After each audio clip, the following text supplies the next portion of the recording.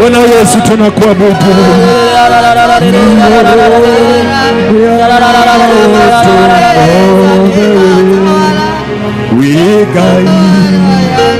Wekaga magegania wewe tena nanekyo ngoro yako yekeno nekomenya denawe wemotori igora igama utomo wekali wekala malegania weyorete ina nanekyo ngoro yakwa eyoire yekeno nekomenya ilawe nemotori igoro yamaodo molewe wekai wekala malegania weyorete ina naneko ngoro yakwa eyoye ekeno mwekomenya unawe wemotori. Thank you Fafa. Baba wa bingu, uliumba bingu na ukaumba dunia, maana wewe ni Mungu muumba. Wewe ndio mwenye kiti, umeketi kwenye kiti chako cha enzi, umekanyagisha nyayo zako hapa duniani, huku umeshika fimbo ya utawala. Unatuchungulia kwa jicho lako la huruma, jicho la upendo, na kuomba ukaniongoze kwenye ibada hii, ukaongoze watoto hawa kwenye ibada hii Jehova. Tutakapofika tamati, tutainua mikono yetu na tutasema ustahili, unastahili. Tutasema wewe ndi Mungu, tutasema wewe ndio nguzo yetu, na kuomba msamaha wa dhambi zote ambazo tumezitenda kwa makusudio, na hata dhambi zote ambazo tumetenda bila makusudio, dhambi za midomo yetu, dhambi za macho yetu, dhambi za masikio, dhambi hata za miguu zetu na miili yetu, zote naziungama. Naungama dhambi kwa niaba ya wazazi wangu na babu zangu, watoto wangu, na hata kwa ajili ya taifa langu.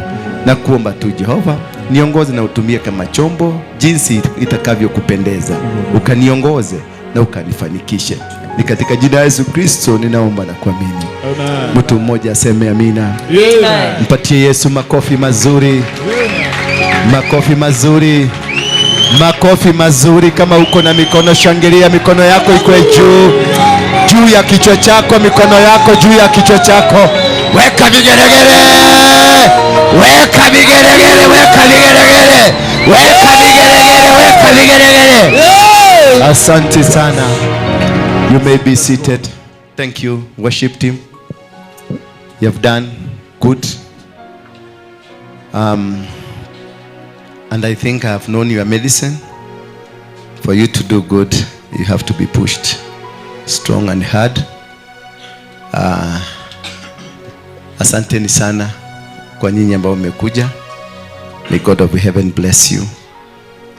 Tell your neighbor, I am not built to break. Hallelujah. See, I'm not what? Yeah, sure. Sema, I am not built to break. Guga atari uni wajira. I am not built to break. Nekugate. Riu inywe thidi muhuje iria kianyu na gikoyo. Umureke athugu nao maigwe kiao. Niguo. No ni tukwaria Githwairi ni undu wa nevertheless. Nevertheless. We mwega. Wakia maito. Thank you. Maigwe ndidi mugikoyo nani? Yeah? Good. Gidali. How are you? Is still marriage is iko ama ilienda? Bado mko pamoja? Ndi huyu? Ako wapi? Is at work? Umemwacha kazini? Okay. Thank you. Lakini marriage iko sawa. Very peaceful. Costless. No cost? No cost. Yes, I'm waiting. Thank you. Mnamkumbuka huyu? Tulifunga ndoa hapa bila gharama. Very simple. Na sasa wako pamoja. Na hawakwenda honeymoon. Hiyo pesa waliweka kwa kazi. Si ndio? Nani mwingine anataka kuolewa leo? Anataka kuoa leo? Tunashikanisha tu hapa tu. Hapa certificate utaenda kutafuta sheria house. Hiyo mimi sina haja nayo. Aguka nayo saa hii. Hiyo mambo ya makaratasi mimi sitambui. Mama yangu wako na baba yangu and they are very good na hawana hiyo certificate. Wewe uko na certificate, uko na kuwekelewa mikono hapa na ulisema katika dhiki, katika raha, katika nini, na kwako hakuna amani. Si ufanye sipo. Si ufanye wewe wahike ilioko. Tuele aliyama pio.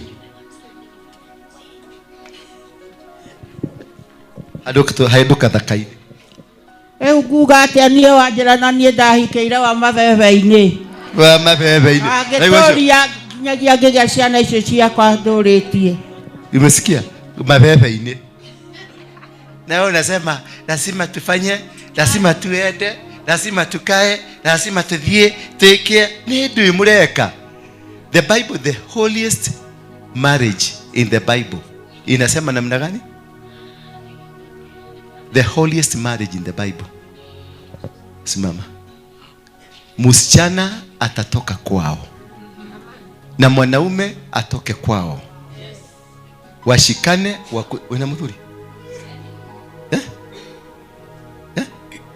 Wena mudhuri. Okay, dia konyite uthi ukahuru. Atatoka kwao na tukue kitu kimoja. Tubarikiwe na wazazi. From there, that's the end of the wedding. Hii gine yote ni ushetani tupu. Ati neti, ati nini. Ni tu wewe toka kwenu na mimi nitoka kwetu, tuende tukabie wazazi. Simple as that. Because the marriage is between the two and God is your witness. Hii gine ya kuweka neti, ati budget tu na budget ya 500,000, budget ya milioni 2. What for? Mnakopoa magari. Ati niareda Pajero, niareda Mercedes, niareda nini gine, Range Rover, niareda this, ati keki ka 500,000. Buroti ngima maguta. Buroti mumetwe mutu. Kesho mwenye nataka kuolewa ukuje. Ukuje. Na mwenye nataka kuoa mkuje wawili. Hapa. Swali nitakuuliza moja. Wewe umeitikia huyu na wewe umeitikia huyu Mumiambia wazazi. Ndio. Hiyo ndio question. 3. Ukisema zata kwe leta kidole. Na kama huna pete tutafuga kapa. Sipo. Siwa Masai wanaweka mtu hapa. Simple as that and they live peacefully. Yes. Wachaneni kupoteza masaa yenu. Maboika ni ate agare. Ulipata mtu? Tuletee mtu, nitashikanisha tu hapa. Sipo. Kana tigwo. Tutigwo ikala na ukobo wa thuku. Taishi hapa kama wazungu na sisi wazungu, sisi ni watu wenye usi tititi. Baba yangu alichukua mama yangu mpaka saa hii. Baba analipa uga. Mama yangu alikuwa anaenda Kisiagi akakutana na mwanaume amemgoja. Alikuwa anajua wanapitaga hapo, wanaedaga hapo akipita Kisiagi. Akamwambia tuingie kwa nyumba kidogo. Baka saa hii mama yako kwa nyumba kidogo. Baka saa hii. Miaka kutoka 19 that what baka saa hii.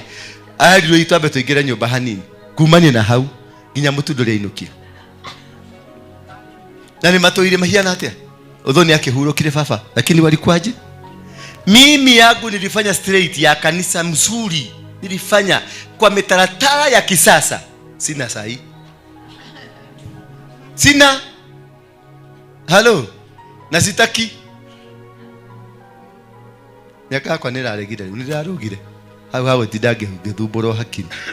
Tene wokire ne ocereirwo thimako uthireko.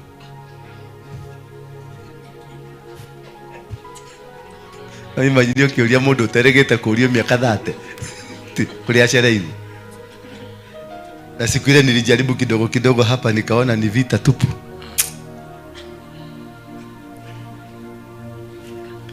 Nitaofficiate watoto wangu. Sema I'm not built to break. Sijajengwa nivunjike. Bwana Yesu asifiwe sana. Mwambie mwenzako sijajengwa nivunjike. Nilijengwa nidumu. Bwana Yesu asifiwe sana. Leo ni siku muhimu sana kwenu na kwangu. Maana ni siku ambayo ita make our direction from today. Bwana Yesu asifiwe sana. It is a day that you are going to change. Na siku change ya tuende ukatajirike, ni kuchange akili zako zirudi nomo, ujue baraka zako kwenye ziko. Baraka hazikuwa zimewekelewa kwa meza. Hakuna baraka ya mtu imewekelewa kwa meza. Sio kama unajua hivyo. Mungu katika kitabu cha Isaia 45 inasema nitakuonyesha vitu zako ambazo zimefichwa. Hakuna kitu cha mtu ambacho kiko kwenye meza.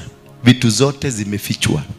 Ni wewe utumie akili na maarifa na utumie Mungu akuonyeshe mahali zimefichwa. Wana wa Israeli hawakupatiwa Kanani ambayo ilikuwa empty. Walipatiwa Kanani iliyokuwa imemilikiwa.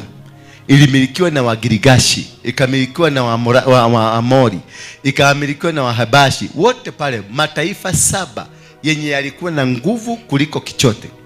7 nations mightier and stronger than you. So your blessing is not seated somewhere waiting for you, that now you have gotten saved, now come. Hata nikakuombea sasa miaka 20 nikuombea. If you are not going to get that blessing where it is, it won't find you. Haitakuja kwako. Utaendelea kuwa maskini. Na hiyo ndio ujinga ile tuko nao sisi wa Kristiano, and that is why we must remove it. Sema tutaiondoa leo. Vitu ni kutafuta vinatafutagwa. Bwana Yesu hata ufalme mwenyewe. Hata ufalme, the kingdom of heaven. Wacha hii hapa duniani ya kina Ruto na Gachagua. Ya biguni. Since the days of John the Baptist, the kingdom of heaven suffers and the violence is taken by. Yes. Hata salvation, it is a force. Salvation yenyewe, you must use force to get it. For you to maintain your salvation, you must be forceful. You must be powerful. You must fight for it. Your marriage, you have to fight for it. Your own life, hii mwili unaona, you have to fight to live. Bwana Yesu asifiwe sana. Ndio naona kina Gachagua wanasemana, wanaiba, huyu ati ameiba, huyu ameiba. Ni inashughulikiwa, mwili ishi. Maisha hii ikue. Sio kitu ati utaletewa na silver plata. There is nothing on a silver plata. You have to work, my brothers, my sisters. You have to push.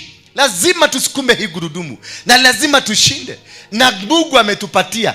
Deuteronomy 7 inasema namna gani? When I take you to the nation that we are going to capture.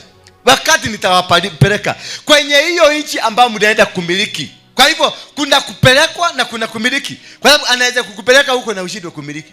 Mtu anaweza kuletewa baraka uwekelewe kwa meza lakini ushindwe. Maana tumepatiwa Ukristo. Ukristo ni kukaa ni kuitanishwa na Yesu. Tumeitwa na Yesu. Sisi ni watoto wa Yesu. Yesu ametoa sadaka ya damu yetu ndio kwa sababu tukombolewe. Bwana Yesu asifiwe sana. Na tupate ukifunguo cha maisha. Lakini hakusema hii damu ndio kifunguo cha maisha. Hapana. Hiyo ni relationship alikutengenezea. Ndio upate barabara imetengenezeka ya kwenda kutafuta mali yako. Sio kama mnanielewa? Ndio barabara itengenezeke. Sio ati unakaa eti kwa sababu nimeokoka. Bwana Yesu, teremusha. Bring it now. I am ready. Utakufa. Ogokuwa. Utakufa maskini. There is no bringing. It is working. Waislamu wanazunguka Nairobi hii wamezunguka. Me, I used to meet them. Na waangalia wakipita.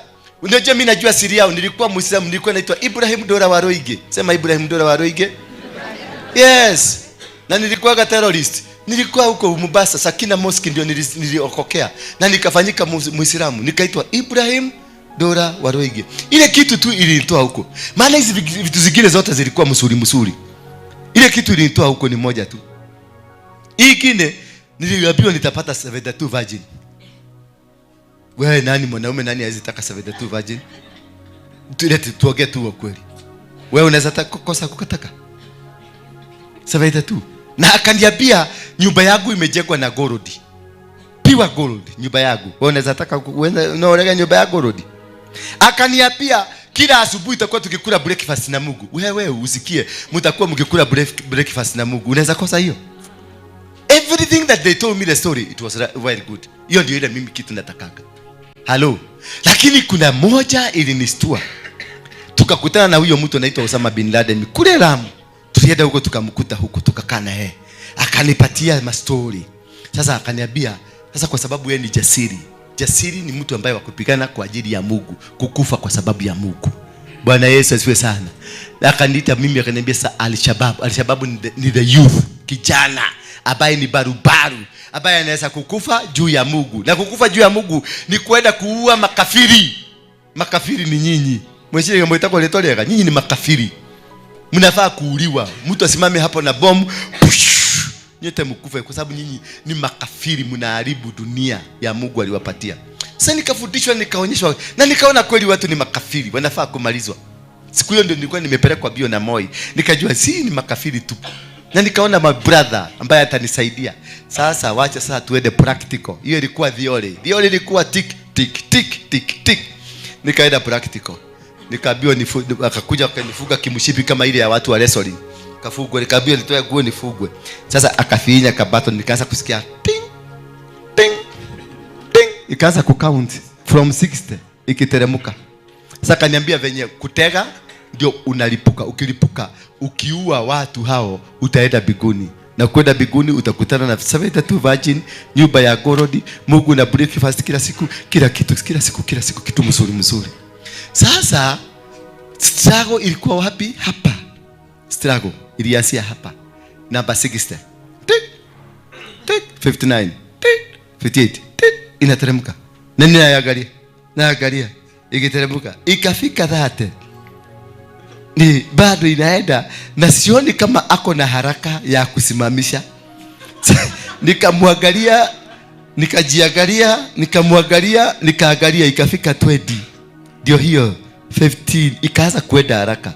Unajua kaanza kwenda.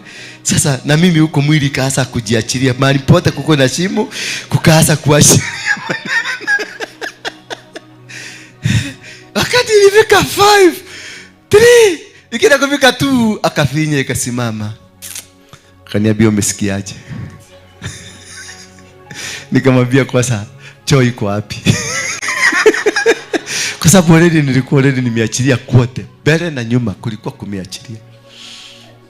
Nikaenda nikiwa kwa choo, nikafanya maamuzi ya haraka huko ndigo ikara. Asio ile tudikwenda na hiyo nyumba sitaki gorodi. Wacha nikapabadia maisha kwangu. Bwana Yesu asifiwe sana. That is the nature of life with people somewhere. Ukiona watu wakistruggle na Waislamu, they sacrifice a lot. Ndio wamiliki. Wakishika hii mji wa Nairobi, na ndio unaona tunapambana na huyo mtu anaitwa Ndura kwa sababu ndio kiongozi sasa, ndio anaongoza hiyo brotherhood. Walitembea bila viatu Nairobi hii. Na niliwaambia siku moja tutembee bila viatu. Tumiliki Nairobi. Mukakataa. Walitembea bila viatu, wakazunguka mji wote wa Nairobi. Na kutembea bila viatu ni kumiliki. Wanatumia Biblia, hawakutumia Korani, walitumia kitabu cha Joshua 1. Mungu alimwambia Joshua, mahali utakanyaga utamiliki. Hiyo ndio siri ya kukamata, hiyo ndio madhabahu ya kwanza. Wewe kuanza kutajirika. Si gothioma, si la makantari ya toria. Hapana. Si maombi mrefu, si kwenda katoroni. Katoroni haitakupatia chochote, will never give you anything. Heaven's gate will never give you anything. It will create a platform ya relationship yako na Mungu, lakini haitabadilisha maisha yako. By the way, wengi wenu wale wameenda heaven's gate, ni wangapi wamerudi na wanakuta nyumba haijafungwa? Umeenda maombi siku 21, unakuta nyumba ifanya nini? Ishafungwa. Kwa nini? Na uliomba breakthrough. Mbona landlord yako kasirika akuondolewa, awekwa kado na nyumba ifanyike yako? That is just your building. Ni kuima mwili, ni kuthondeka mwili, kutengeneza hii mwili iendesane na roho. Kupiga vita hii mwili ndio ikubali itembee na roho. That is the only meaning of your fasting, the meaning of your prayers, the meaning of supplication. Na hizo vitu zote ni kuyeyusha mwili ukue compatible katika ulimwengu wa kiroho. That is the only reason. Lakini kutafuta si maombi. Kupata mali si nini? Ni kufuata itikadi, sheria ama principles za ufalme wa mbinguni. Kupata pesa si kuombewa na pastor. Hakuna mtu ataombewa hapa upate pesa, hapana. Lakini ukifuata, ujue kutembea miguu ni kumiliki. Mahali utakanyagisha miguu yako utamiliki. Mahali utakanyagisha. Lakini na wewe uwe umefanya mwili wako umekuwa a temple for the holiness. So utakapo kanyaga, Mungu ako pamoja na wewe. Maana ukikanyagisha hivi utakuwa na Mungu. Mimi wakati nilikamata Islands, naona Islands hii hapo Morem yote, Umoja 3, hiyo kuteremka mpaka Ndura, ni mimi nilikatakata. Na shamba haikuwa yangu, ilikuwa ya Kiambu Ndura, wale wasee wanaitwa Kiambu Ndura. Nilikatakata tuproti Nairobi hiyo yote zilikuwa 340 acres, nilikatakata zote. And I was not a Christian, sikuwa nimeokoka. Bwana Yesu asifiwe sana. Nilikuwa mungiki, nilikuwa navuta tobacco. Sio kama unanielewa? Nataka nikutafautishie meaning ya kupata mali ya dunia. Mimi nilikuwa mungiki na nilikatakata hiyo shamba ya wenyewe yote, wenyewe wakiwa hai. Wakaenda kotini, nikawakuta kotini, nikawaambia hii kesi ikiendelea tena kichwa nitabeba. Wakaondoka kotini. Bwana Yesu asifiwe sana. Mkubwa wa polisi alipokuja nikamtafutia pesa akaondokea. CID wakakuja nikawatafutia pesa wakaondokea. Nikakamata shamba. Nilikamata namna gani? Ni kulingana na mila na itikadi za mungiki. Tulitoa madhabahu ya mungiki. Tulitoa madhabahu ya nini? Nilishika mbuzi moja tu, mbuzi mmoja, mbuzi ya kiume yenye ijafinywa. Nikakata, damu ikamwagika kwa hiyo mchanga. Nikachukua hiyo mchanga na damu nikachanganya. Nikaita Mungu wangu wa kule kilima. Dai, dada ya gai dai. Dai, dada ya gai dai. Dai, dada ya gai dai. Dai, dada ya gai. Nikasema mara 3. Na nikaambia Mungu, wewe ndio mwenye hii mchanga. Mungu wangu wa Kirinyaga. Hii mchanga ni yako na mimi ni wako. Na ulinitengeneza hii mchanga. Nimejishikanisha na hii mchanga na hakuna mtu atakuja kuniuliza swali. Na ikakuwa hivyo. Nilikatakata hizo ploti. Na mnaishi ama msiishi? Ni mwikara ploti joka mutikara. Ondoka kobora. Si mnakaa huko? Nilipatiana certificate kwa jina yangu. Pale chini signature ni jina yangu. Na nikaambia mtu, nenda kwa bank, kopa nayo. Wakaenda kwa bank, Equity, wakapatiwa loan ya kujenga. Certificate. Vuka Umoja 1. Enda Umoja 1. Studio, tumefika Umoja 1. Sasa tuingie Umoja 1. Umoja 1 nao wakapatiwa na mweje. Certificate ya mweje. Sio kama unaelewa? Nao wakaenda kwa sababu wanasikia hawa wanaenda bagi wanapatiwa loan. Hawa wakaenda na ya mweje. Kufika huko wakaambiwa nendeni mlete title. Bagi haichukuagi certificate. Lakini ya kwangu Umoja 3 certificate ndio ilifanya kwa bank. Sio kama nataka uelewe kitu. Certificate ndio ilifanya. Lakini ya mwenje ni certificate na ni MP ikakataliwa. Yangu ikakubalika. Ni kwa nini? Kwa sababu yangu iko na madhabahu. Ya mwenje haikuwa na madhabahu. Unanielewa? So ni nini kinamiliki? Ni madhabahu. Mahali popote wana wa Israeli walienda, waliinua madhabahu. Mahali popote Abraham, kila mji aliingia alijengea Mungu madhabahu. Isaac, kila mji aliingia alijengea Mungu madhabahu. Joshua, kila mji aliteka alijengea Mungu madhabahu. Kabla kuingia na kuingia alijenga madhabahu. Waislamu wanajua hivyo, na ndio kwa maana wamechukua biashara zote za Nairobi. Wamechukua maduka zenu, wameingia Murang'a mguu, wanatembea mguu, wamechukua mashamba. Unasikia Mgekuyu kama huyu alizaliwa, babu, hiyo shamba ni ya babu ya babu. Babu yake hakuuza, baba yake hakuuza. Huyu Muislamu tu anampitia, anamsalimia hivi, na anapita kwenye shamba yake ameenda hivi. Huyu atakuwa akimsubua. Hello, habari? Ile shamba, ile maneno ulisema utafanya lini? Anamuuliza, utakubali ile pesa nilikuambia? Pesa ngapi? Hebu nikubuse. Milioni 10. Hapana, mzee alisema hiyo ni kidogo. Basi chukua 20. Wacha nikaulize mzee. Anaenda anauliza mzee, mzee anasema ni vote. Akirudi, mzee alisema ni kidogo. Basi chukua 30. Mzee alisema vote. Kwa sababu ya mkoroko ya pesa imefika vote. Baka unamuuliza, si utumage ingine ifikage kabla ufike. Maana ni nini nazungumza kwako? Ni ile madhabahu yake alikanyagisha miguu. Hiyo ndio inazungumza. Ndio maana mumenyaganywa mabiashara. Nairobi hii Mkristo hawezi kufanya biashara, labda ajenge akiwa chini ya madhabahu ya Muislamu. Sio kama unaelewa? Ndio maana maduka, ukiona wale wameweka stalls kwenye duka za Waislamu zinanawiri, maana ameinulia madhabahu nyumba yake. Halo? Ameinulia madhabahu nyumba yake ndio isikose kulipa, maana alichukua loan. Ndio loan isikose kupatikana, aliinulia hiyo nyumba madhabahu. Sasa mtu yote atakayefanya kazi hapo kwa sababu ya hiyo madhabahu, utapata kazi yako itakuwa nzuri. Ndio apate pesa, ndio umulipe, apate pesa ya kulipa loan. Sio kwa sababu yako. Atainua madhabahu sio kwa sababu yako, ni kwa sababu wewe utafanyika mtumwa wake. Ndio umlipe pesa za rent, ndio yeye alipe rent. Wakati atamaliza kulipa rent, kazi yako itakatika. Bwana Yesu asifiwe sana. Maana sababu ya ile madhabahu iliinuliwa kwa sababu ya kulipa rent. Hayo ndio madhabahu yazungumuzayo, the altars that speak. Na ndio inafanya wewe ukue sawa ama usikue sawa. Ndio inafanya wewe usiendelee ama uendelee. Hadi wakati mtaelewa, Wahindi unakutananga nao Westland wakiwa na hiyo kakitu kao hapa kared, wakiwa na miguu tupu na kitu wanaenda wakiiba, wakiteremuka asubuhi saa 10 usiku, wakiteremuka Nairobi kumiliki Nairobi.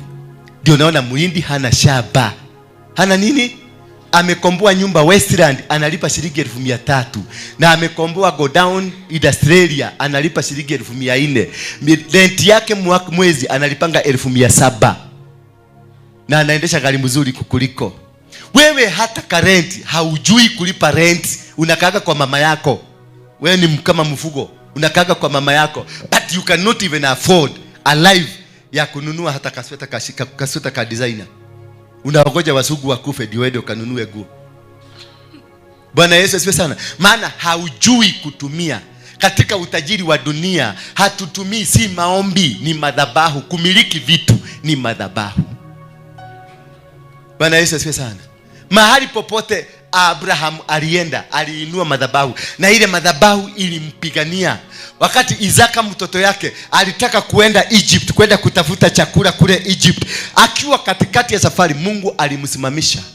Maana Mungu alikumbuka, niko na ahadi na baba ya huyu mtoto, na nilimwambia hakuna adui yeyote ambaye atamweza. Na sasa kuna adui anaitwa Njaa amekuja. Mungu alisimamisha yule mtoto Isaac, akamwambia Isaac.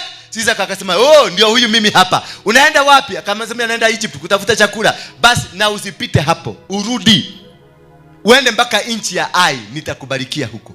Maana kuna maagano ya madhabahu. Madhabahu hiyo ni gani? Wakati aliambiwa na Mungu, enda Mount Moria ukamtoe mtoto wako kama kafara, madhabahu ya kuteketeza. Alipofika kule karibu akate mtoto, mbuzi ikatokelezea. Mungu akamwambia, kwa sababu haujanyima mtoto wako, na mimi nitakubariki. In fact anasema, and God swore, aliapa akasema, I swear I will never forget you, I will never forsake you. He said so. Kwa sababu ya madhabahu ile iliinuliwa pale. Mtu asikuje kukudanganya ati madhabahu Yesu alikufa ilimalizika. No, Yesu mwenyewe alifanywa kafara zake na madhabahu yake ya kitamaduni kulingana na mila na desturi za Kiyahudi. Na Yesu alikufa kwenye msalaba kurudisha mahusiano yako na Mungu, yale mahusiano ambayo Adamu aliyapoteza. That was the reason, the foundation ya kulete mahusiano wewe na Mungu, mkakuwa kitu kimoja. Kwa hivyo once you have the relationship, the blessings will come. Angalia power ya madhabahu. Mtu anaitwa nani? Cain, na mtu anaitwa Abel. Walijua, hakuna Biblia walisoma, ama kulikuwa na Biblia siku hizo? They were the first creatures. Walijua how to attract and how to tap blessings.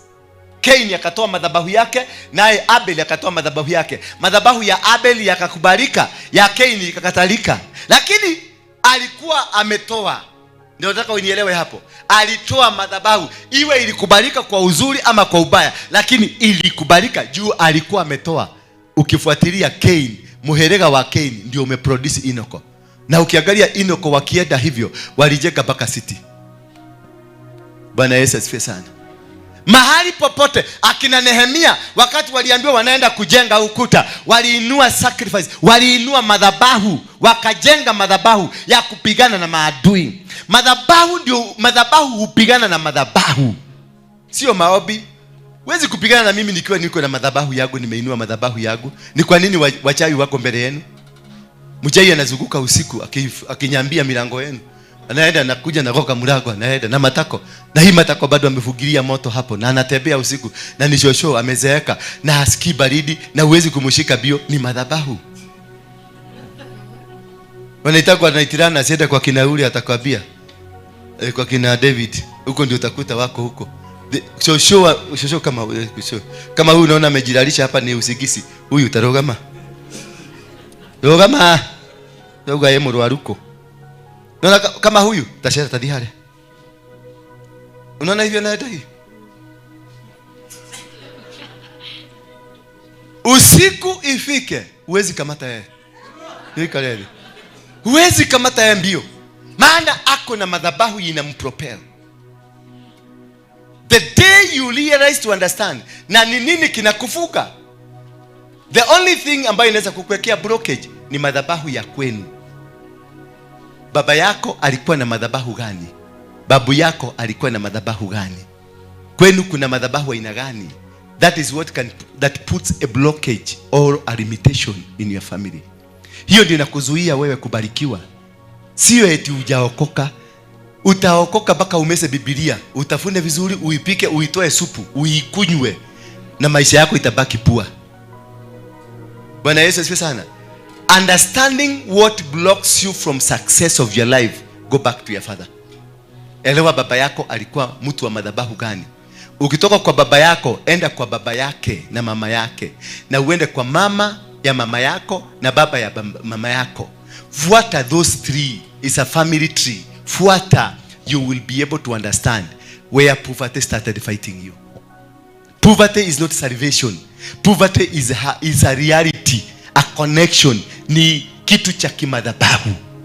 Mumasikini ni madhabahu yanatawala maisha yako. It's not a spirit, ni madhabahu. It's an altar that speaks in your life. Poverty is not about that you are not saved. Kwa hivyo kama uliokoka kwa sababu poverty imekupeleka bio, enda uaguke. Kama hiyo ndio reason ulifanya uokoke, ati kwa sababu sasa nimeona nimefika mwisho, acha nimtumikie Mungu, nimeokoka, you still remain poor, even poorer. Maana utawacha ule usharati, kile kimseo ulikuwa nacho, kilikuwa na kiitisha pesa, utaachana nacho. So badala ya kufanya hiyo mambo yote, si ukae na kimseo tu uendelee kupata pesa. Don't be saved because of poverty. Don't be saved because you have nothing. Don't be saved because your children haendi shule. Ati ndio reason ya kuokoka. Utaendelea, watoto bado watafukuzwa ukiwa na huyo Yesu. Umasikini itakutambaa ukiwa na huyo Yesu, until you realize what is your background.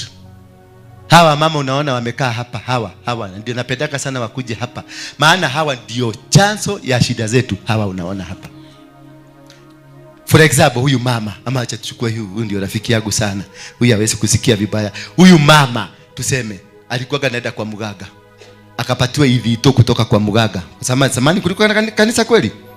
Hakukuwa na kanisa. Zamani kulikuwa na kanisa? Si mlikuwa mnaenda kwa waganga na mkaeta vivito na mkasika kwa mgoda na mkafugwa ingine.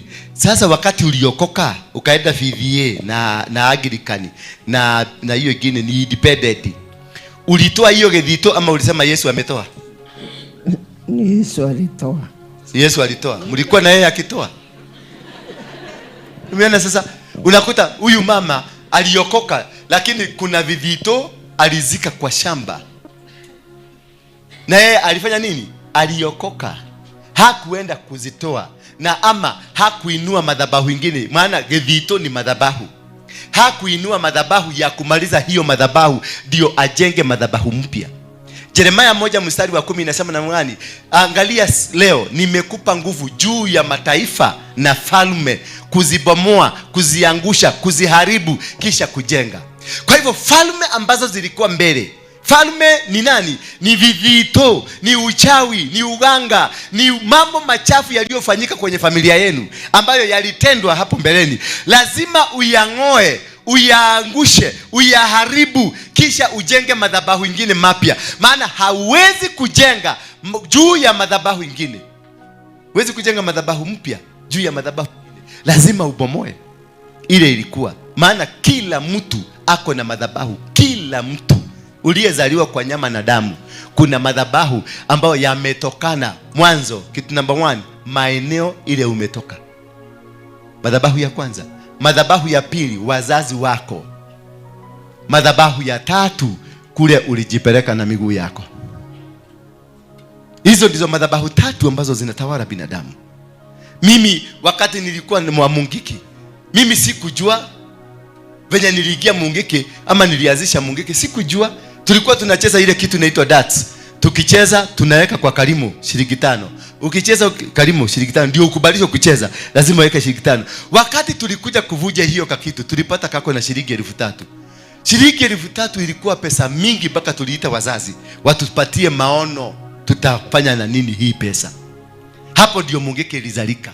Na kutoka hiyo ikakuwa ni hivyo, wakalijini wakaanza kutupiga padi hiyo, hii kigrupu yetu tukaingia na tukapigana na tukafaulu, tukakuja hivyo mpaka hapa tuko.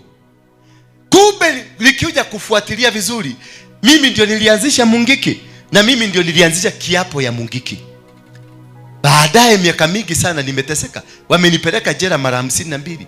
Na mara hizo 52 hata mama yangu kule nilianza kwenda Kamete kwenda, walikuwa na huyu walifugwa jela moja na huyu.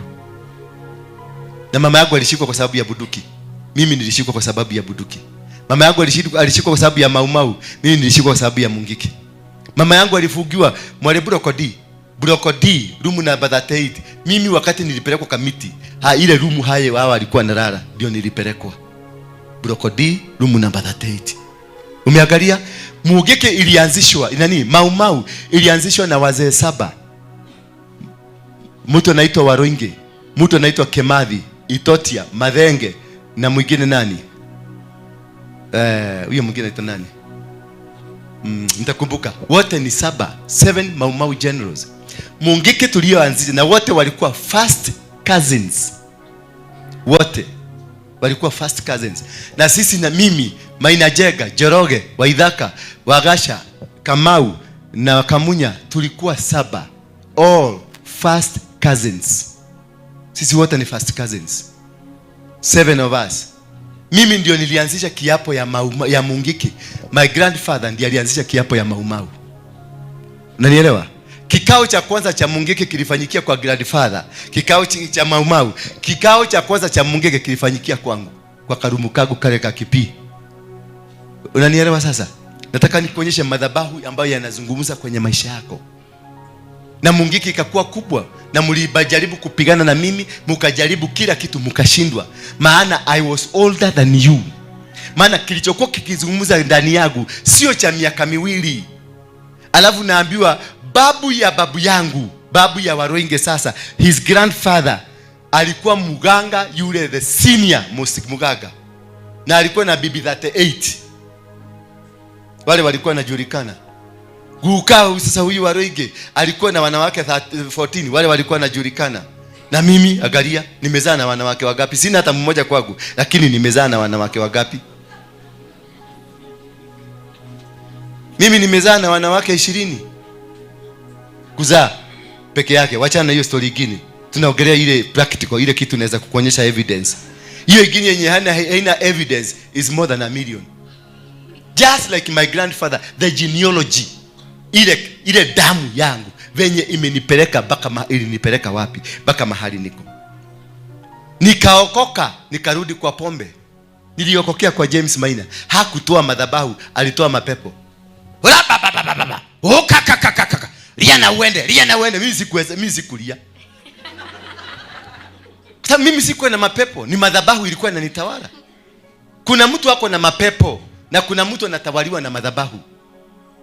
Mimi aliniambia lia na niende, mimi sikulia na sikuenda, nilikaa tu. Ile kitu walifanya mbaya na nikasirikaga, walinipika gumi mingi kwa kichwa.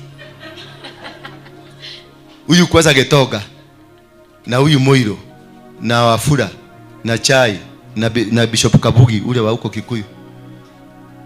Na wengine wengi walikuwa, kila mtu alikuwa anataka kuguza kichwa yangu wakati niliokoka. Toa dhambi, toa tumbako, toa makaka, wakajaribu yao yote.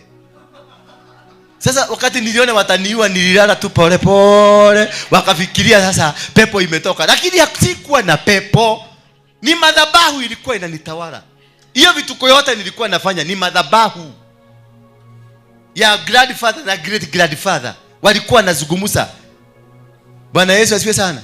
Ndio wenye historia ya nchi.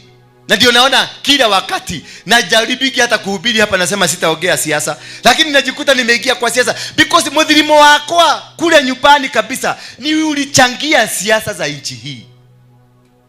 Na ndio naona wakati wote nikiongea kitu, nikisema kitu ya nchi lazima ikutendeke, kwa sababu niko na madhabahu ya kule ambayo inanisupport. Hebu enda useme Ruto atoke uone kama venye utakuja kujua.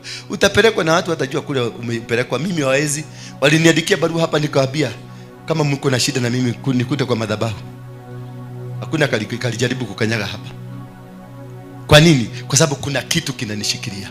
Kuna mfumo fulani ambao unanishikilia. Bwana Yesu asifiwe sana. Until wakati nilijua unasikia unanyang'anya wazee. In a lawful country where there is police, where there is the president, where there is law, zote ziko, lakini niliwanyang'anya shamba by the blood of a goat. Na wewe sasa uko na blood of Jesus Christ, but you are still poor. By the blood of a goat nilikata busi tu hivi, nikanenea mchaga, nikauambia umekuwa wangu leo. Umesikia mchaga? Ulinitika. Na mpaka saa hii wale watu wako na manyumba huko wamejenga manyumba ya gorofa on a certificate ya Ndurawaruinge. Peleka yako, andika yako leo upeleke kwa bagi uone kama hutaitiwa fraud. Polisi wa fraud watakushika. Kwa sababu ni nini? Kwa sababu kuna kitu nilifanya cha kimadhabahu ambacho kilifanya karatasi ile ikakosa kuwa karatasi, ikakuwa yenyewe ni madhabahu. Na ndio naona wachawi wako na nguvu kuliko Wakristo, maana wanajua kutumia nguvu za kimadhabahu katika kutendaji kazi wao. Waislamu wako mbele kuliko Wakristo, maana wanajua kutumia madhabahu katika utendaji kazi wao. Wakati unaona wameua watu na hiyo suicide bomba, ni kutafuta, wanatafuta kafara. Ni damu wanataka kuua watu 100, 500. Ndio ile project wanataka kufanya mwaka mzima iweze kukamilika kwa uwezo wa damu ya binadamu. Sio kama unanielewa? Ndio naona wako mbele. Wahindi wako mbele na biashara, maana wako katika ile dini ambao wanaabudu ng'ombe, wanaabudu vile vitu, lakini wanainua madhabahu. Na wakiinua madhabahu yao inawapigania, maana nchi umilikiwa na madhabahu. Kazi zinamilikiwa na madhabahu. Biashara zinamilikiwa na madhabahu. Ndio unaona kwa Muislamu ukigia lazima ukute ameakisha kaudi ka green na kaudi ka blue, na kingine pale chini ameakisha ubani unachomeka. Hizo ni majini tatu. Halo, hizo ni nini? Ni majini tatu. Moja inaitwa jini Faruk, hiyo nyingine inaitwa jini Jabal, na hiyo nyingine jini Altar. Hizo ndizo wanatumia kuvuta. Unakuta laptop zinauzwa kule Girogo, ni kule chini River Road, na inauzwa 80,000. Unatembea mguu mpaka kule msikile inaitwa nini? Jamia Mosque pale, hiyo Jamia Mall iko hapo. Uende ukanunue laptop ya 120. Kwa nini? Kwa sababu kuna nguvu inakufuta. Kuna madhabahu inakuvuta. Bwana Yesu asifiwe sana. Na hiyo madhabahu inakufuta kwa maana ilizungumziwa na walitembea mguu wa kimiliki, na wakaambia dunia ya Nairobi ya kwamba walete makastoma zote za Nairobi wamiminike hapa. Unakutaka wajiga wa Kikuyu tumepaka laini huko tukiuziwe laptop ya 120, na uliwacha Mkikuyu mwenzako ako na the same laptop 70,000 hapa chini, because you are operating without the altar. The altar controls your life. The altar owns you. Ndio unaona hata serikali za Uingereza za kila mahali ziko na madhabahu. Serikali ya Queen iko na madhabahu yake, iko na altar yake. Wakati Queen uliona alikufa, walichukua mbuzi mweupe pepepe wakamchinja juu ya kaburi lake, kwa sababu walitaka kudumisha yale madhabahu. Na wakati Queen alikufa, Charles alikuja mpaka hapa, akaenda mpaka Treetop pale Abadia kuenda kufufua madhabahu ya Queen dada yake, maana alifanyikia mfalme kule Treetop. Bwana asifiwe sana. Juzi alikuja, sikata mlisikia Gachagua akisema alienda mpaka huko, na akaenda, alipofika huko akatoka, akarudi, akatoka, akaenda mpaka Mombasa, Mama Ngina Drive pale. Huko ndio kuna madhabahu ile kubwa ya ndani ya maji, inaitangwa the Likoni altar, ile ya mafupa, bones and skull altars ziko chini ya maji pale Likoni. Bwana Yesu asifiwe sana. Hiyo ndio wanatumia kutawala dunia. Hiyo ndio wanatumia kutawala watu. Hiyo ndio wanatumia kunyonya watu. Mpaka sasa ukienda kule Sasini tea, Sasini coffee, Sasini plants, Sasini what ni za Queen. Kila kitu tunamfanyia kazi, tunamtumia pesa. Hii mananasi iko hapa, tunafanya kazi, tunawatumia pesa. Maana waliwacha kama wameinua madhabahu. Na ndio naona sisi mpaka saa hii sisi ni watumwa. Unasikia kuna mtu anaitwa Adani, amekuja amenunua stima, amekuja amenunua kiwaja, amekuja amenunua kila kitu, amechukua. Si Adani, ni madhabahu. Sasa angalia, mnauana kwa sababu ya muidi ako kwao. Muidi anaitwa Adani. Ndio Gachagua, hiyo ndio inafanya Gachagua aende nyumbani. Ni muidi. Mabilioni ya pesa ile itaikia. Na mzee Gachagua anasema kata keki nusu venye tulisema. Shareholder. Uzuri Mungu amesema Gachagua kuna mahali ataenda.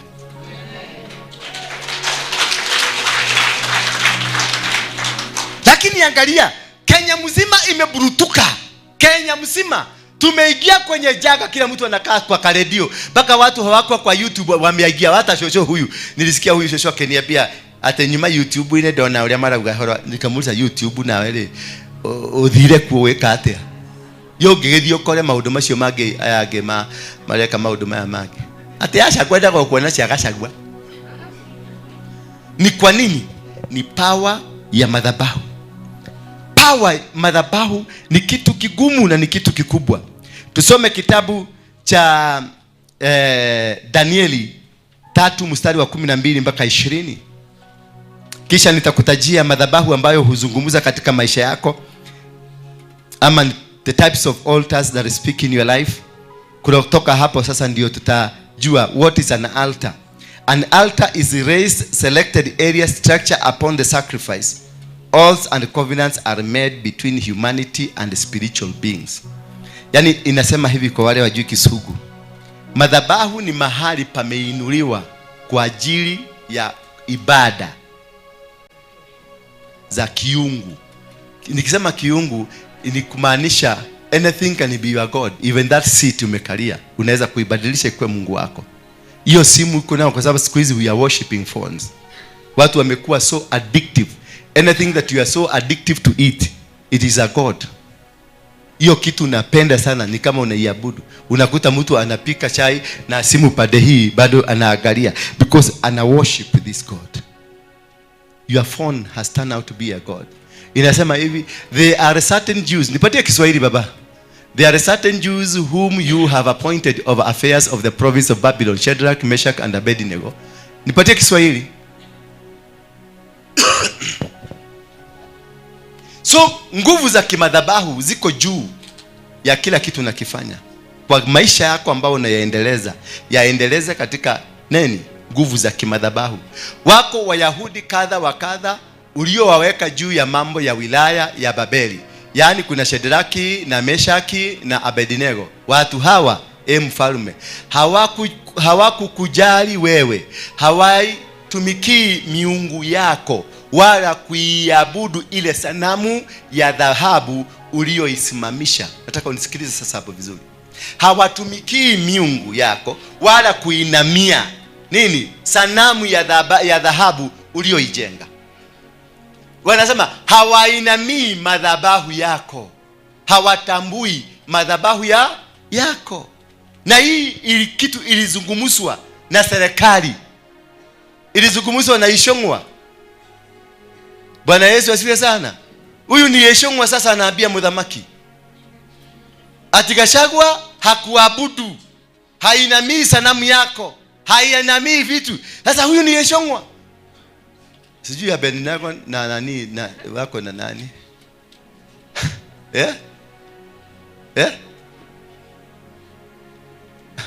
Hapana, si Dejora ni mkora. Dejora anataka kujifanya ati ni smarto. Ati siku piga Gachagua. Alisupport Gachagua. Kuna mahali ameuga mkono Gachagua. Hiyo ni nyoka. Hiyo ni shetani. Kama mtu ajitokeze Daudi hii ajitokeze bere kibarubaru, tunajua daini yetu tumeweka namna gani? You are either here ama here. Hiyo ni kitabu ya Revelations ngapi? 3. Inasema you are neither cold nor hot. Hiyo ni mtu anafaa kufinywa tu, afinywe kwa mashini, afanywe kaondolewa huko. Watu kama hao Daudi hii tutakuwa macho. Sema macho. Tutakuwa macho. Ndio nakwambia hii walikuwa Karen, wakaapishwa kwa madhabahu pamoja na wakashikanishwa. Hii kiti walipata through madhabahu ya Karen. Si ndio? Kwa hivyo kama madhabahu ya Karen ndio iliwashikanisha na haijabomoka, ni kumaanisha mmoja akiondoka lazima amfurute huyu mwingine watoke pamoja. Hii serikali kukienda vizuri, venye mimi naona, venye nasikia huko juu mahewani kukisemwa, hii serikali wiki 2-3 ikikuja, kuna maamuzi itafanyika Kenya hii, itakustua mpaka wewe. Maana sheria yote ambayo imepitishwa na bunge in 2 or 3 weeks itakuwa cancelled. Chochote mpaka maminister waliochaguliwa na bunge watakuwa cancelled. Maana the parliament we are having today is illegal. Haina 2/3 majority na 1/3 rule. Hawajafikisha. Kwa hivyo chochote ambacho walipitisha it is illegal. Kama walichagua minister ni illegal. Kama walichaguliwa na bunge kitu yote it is illegal. Hata hiyo impeachment walifanya ni illegal. Sasa ndio nawaambia huyu Musa anaitwa Ruto, kuna kabaton ya madhabahu alifinya akaliganero ile madhabahu ya Karen. Sasa ndio namkura. Kuna kitu walifanya Karen, kuna sadaka walitoa Karen, kuna maagano walifanya Karen. Sasa unaenda kuchukua magokona ya Freemason atu ipige huyu na huyu ako na Mungu anampigania. Mungu anarudi hata ukikuwa mbaya, hata ukikuwa mtu ambaye uko na uchafu, umetoka kwa usharati, na Mungu na unasimama pande ya Mungu kule madhabahu ya Mungu iko. Mungu anakujaga saidio. Hata ukinuka anakaaga na wewe ukinuka. Anamalizana na huyu, alafu anakuuliza, "We, ulikuwa unanuka kwa nini?" Bwana Yesu asifiwe sana. Ulikuwa unanuka kwa nini? Sasa na wewe anakuambia wewe hata ingia hapa, analeta mtu mwingine. Na ndio tunakwambia kuna mfalme anaenda kuinuliwa, sio kwa kura lakini kwa ajili ya Mungu. Tuendelee baba, fungua hapo. Wako Wayahudi. Basi Nebukadneza akatoa amri. Alitoa amri kwa sababu ya nini? Kuna watu hawaabudu madhabahu yake. Akatoa amri kwa hasira na ghadhabu, waletwe hao Shadraki na Meshaki na Abednego. Basi wakaletwa watu hao mbele ya mfalme. Waliletwa kwa nini? Hawakuletwa kwa sababu ni wabaya. Hawakuletwa kwa sababu si wananchi wa huko. Waliletwa kwa sababu wamekosa kuabudu madhabahu. Kwa maana kuna kasoro inafanyika kwenye sheria za nchi. Kuna kasoro inafanyika wakati wanakosa kuabudu hii madhabahu yetu. Wakati wanakosa, kwa sababu unapoabudu madhabahu inapata nguvu. Unapotoa sadaka kwenye madhabahu inaongezeka nguvu. Zile sadaka ndio unaona Hana wakati wote, mwaka yote, kila mwaka alimrudisha Samueli kwenye madhabahu na akamuinulia sadaka. Hiyo ndio dhabihu. Akamuinulia dhabihu ndio aendelee kudumika, na venye aliendelea kutoa dhabihu ndivyo aliendelea kukua mkubwa zaidi. Venye unaendelea kutoa sacrifices ndivyo unaendelea kukua strong and powerful. Bwana Yesu asifiwe sana. Hivyo unaendelea kutoa, hivyo unaendelea kufanya, kuinua dhabihu, ndivyo unaendelea kuwa mkamilifu, ndio unaendelea kuwa strong, na ndivyo madhabahu yako yanaendelea kuwa na nguvu ya kukupigania. Kwa hivyo hawa walikataa. Nebukadneza akaona kuna watu wanafanya madhabahu yetu yakose kupata nguvu. Kwa hivyo kitu ya muhimu, kama hawataingia wamalizwe. Bwana Yesu asifiwe sana. Na hiyo ndio kitu inafanyika na Gachagua. Maana wamemwambia Gachagua ingia kwa Freemason ndio madhabahu ikuwe na nguvu. Amekataa. So wamemwambia kama hautaingia na wewe tutakufanya nini? Tutakutoa. Naye Mungu wa Gachagua atasimama. Lakini baadaye atanyorosha Gachagua. Sasa basi Nebukadneza akajibu, rudi tu hapo kidogo tu baba. Basi Nebukadneza akatoa amri kwa hasira na ghadhabu, waletwe hao Shadraka, Meshaki na Abednego. Basi wakaletwa watu hao mbele ya mfalme. Waliletwa mbele ya nani? Hawakupelekwa kwa OCS, hawakupelekwa kwa DCIO, hawakupelekwa kwa DCI. Walipelekwa wapi? Kwa mfalme. Maana ile hatia wamefanya hatia ya kifalme ya madhabahu. Wamekosea madhabahu ya kifalme. Bwana Yesu asifiwe sana. Kwa hivyo tukinapo sukuma misukumo ya maisha na kuharibu na kuteketeza na kuangamiza vitu vingi, kuna wafalme wamekaa. Ndio unaona kwenye kitabu cha Yeremia inasema namna gani? Angalia, leo nimekufa nguvu juu ya falme, inchi na falme ambazo uende ukabomoe, ukaharibu na kuteketeza.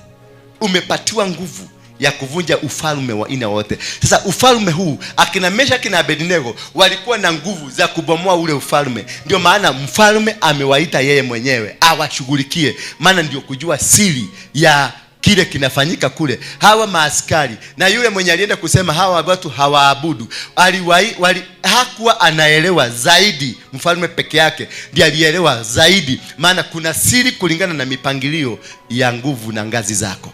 Bwana Yesu asifiwe sana. Basi Nebukadneza akatoa amri, twende baba, twende 14. Nebukadneza akajibu akawaambia, enyi Shadraka na Meshaki na Abednego, je, ni kwa makusudi hata hamutumiki Mungu wangu wala kuisujudia sanamu ya dhahabu yangu niliyoisimamisha? Umesikia? Nike ate mutigei na merera gai wakwa, hata kuinamililia ile madhabahu nimeinua hamwezi. Hiyo ndio ilikuwa swali. Ni kwa makusudi gani mko nayo? Kwa sababu alitaka kujua hawa watu ni kutumwa, wametumwa wakuja wafuje madhabahu ama ni nia gani? Because kitu ya kwanza ukikuja hapa nijue wewe ni mchawi, nitakuhoji kwa hiyo njia. Kwa sababu pia uchawi ni ufalme, uganga ni ufalme, uiliminati ni ufalme. Hii mambo mnafanyanga sarakasi za kuvuja makanisa ni ufalme umekutuma. Na swali moja nitakuuliza, umekuja kwa njia gani? Na nitakuchunguza vizuri. Na tukianza kulimana nitakulima kabla unilime. Kwa maana kama umetumwa na hao wa ufalme wa giza kwangu na wananijua mimi level yangu ni gani, ni kumaanisha na wewe pia uko kwenye hiyo level, una uwezo. Bwana Yesu asifiwe sana. Ndio unaonaga wakati mwingine niko slippery. Sio ati natakaga kukurusha nje. Ninakurusha nje kimakusudi, maana nimejua kuna ufalme umeingia ndani yako. Na hiyo ufalme wamekutumia, unakuja kama chombo. So nitakugoga mpaka ushidwe. Nikitola nia nake. Hapana, maana kuna ufalme. Huyu jamaa mzee aliruhusa nini? Ni Nebukadneza akajibu akawaambia, enyi Shadraka na Meshaki na Abednego, je, ni kwa makusudi? Ni kwa makusudi hata hamumtumikii Mungu wangu? Is it by design ama ni kwa nini? How? Yani, do you imagine that you are in my country, you are in my position, in where I'm the king, na hamutumiki? Hebu jiangalie kule kazini mko, kule kazini unafanya ile maombi unapelekaga huku kila asubuhi, kwa hiyo deski yako unaomba. Huyo mtu mko na yeye, bosi yako ni wa huyo Mungu ambaye unaomba. Halo, huyo mume wako ambaye amekuoa ni wa huyo Mungu ambaye wewe unamuomba. Huyo mwanamke ambaye mko na yeye ni wa huyo Mungu ambaye unaomba. Hebu angalia, kampuni ambayo umeajiriwa ni ya huyo Mungu ambaye unaomba. Sasa utakuta kila siku unachukiwa kwenye kampuni. Kila siku unakuta watu wote, kampuni mzima imekuinukia. Kwa nini? Kwa sababu ile kazi unafanya ya kuvunja madhabahu ambayo hayakuhusu. Maana unafanyanga maombi, unasema ninakemea nguvu zote za Illuminati, wachawi na waganga na Freemason wote, nasambaratisha. Maana unasomaka kanisa kwa Waruinge, na unataka kusema unasambaratisha, na hao ndio wanakulisha. Deski yule mekalia ni ya madhabahu yao. Ukiingia kwa hiyo nyumba, kila wakati kwa kirauni ile wameweka pale ni madhabahu, na unainamaga kidogo, unainamia, alafu unaenda kusambaratisha. Ndio nakwambia, vita vya madhabahu si za ujinga. Wacha ujinga. Usianze ati kwa sababu umesikia nimekufundisha hapa, kesho naenda kufuja madhabahu. Wacha upuzi. Understand. Chukua hata mwaka mzima kwa hiyo madhabahu, kaa hapo. Fanya study. Inaitangwa spiritual mapping. Understand. Hawa watu ni Mungu mgani wanaabudu? Ni madhabahu gani iko hapa? Wanaitoleanga nini? Bwana Yesu sasa, madhabahu usiwahi kuvunja kama hauna matoleo yake. Usiwahi kuiguza, maana itakumaliza. If you don't have a sacrifice for that what you are giving, don't do it. Just iposi tu, ikalie tu, kula vako, utafute. Abia Mungu nipatie, utapata kijia. Mungu atakufungulia njia zako na utapata. Ndio madhabahu akupatie dhabihu ya kumalizana na kupigana na hiyo madhabahu. Wacha kwenda vita ati kwa sababu unasikia uliona kapicha ka Illuminati pale, ama uliona bosi yako ameweka nini ya Illuminati hapa, na unaanza kukemea ramalakanda ati lanjawa, badala uende ukakule chakula upate nguvu ya kufanya kazi. Ramakanda la boshendelele, na umefanyia kwa kichaka huko, huwezi kufanyia mbele ya watu. Remakondo kondamba kondo koreba shakatolobo resha. Ukirudi huko unajaa, unaambiwa ufanye kazi uinue chuma, hauwezi, maana umekuwa ukifanya ujinga juu ya ujinga wewe mwenyewe. Madhabahu sio kitu ya kung'ang'aniwa. Ati nataka kuvuja, nimekuja kuvuja madhabahu ya Nairobi. Nimesikia Mungu amenisugumsia nikuja nivuje madhabahu ya Nairobi. Ati madhabahu kaambia imewekwa wapi? Tuliambiwa tuzunguke tu Nairobi yote, tuzunguke tukivuja. Ya specifically iko mahali gani? Tuliambiwa, mimi nilisikia sauti ya Bwana ikiniambia unizunguke. Hiyo unajoga, huyo ni mjinga. Hata tuwezi kupelekana na wewe wapi? Because God must direct you. Nenda kwa nyumba ya KICC.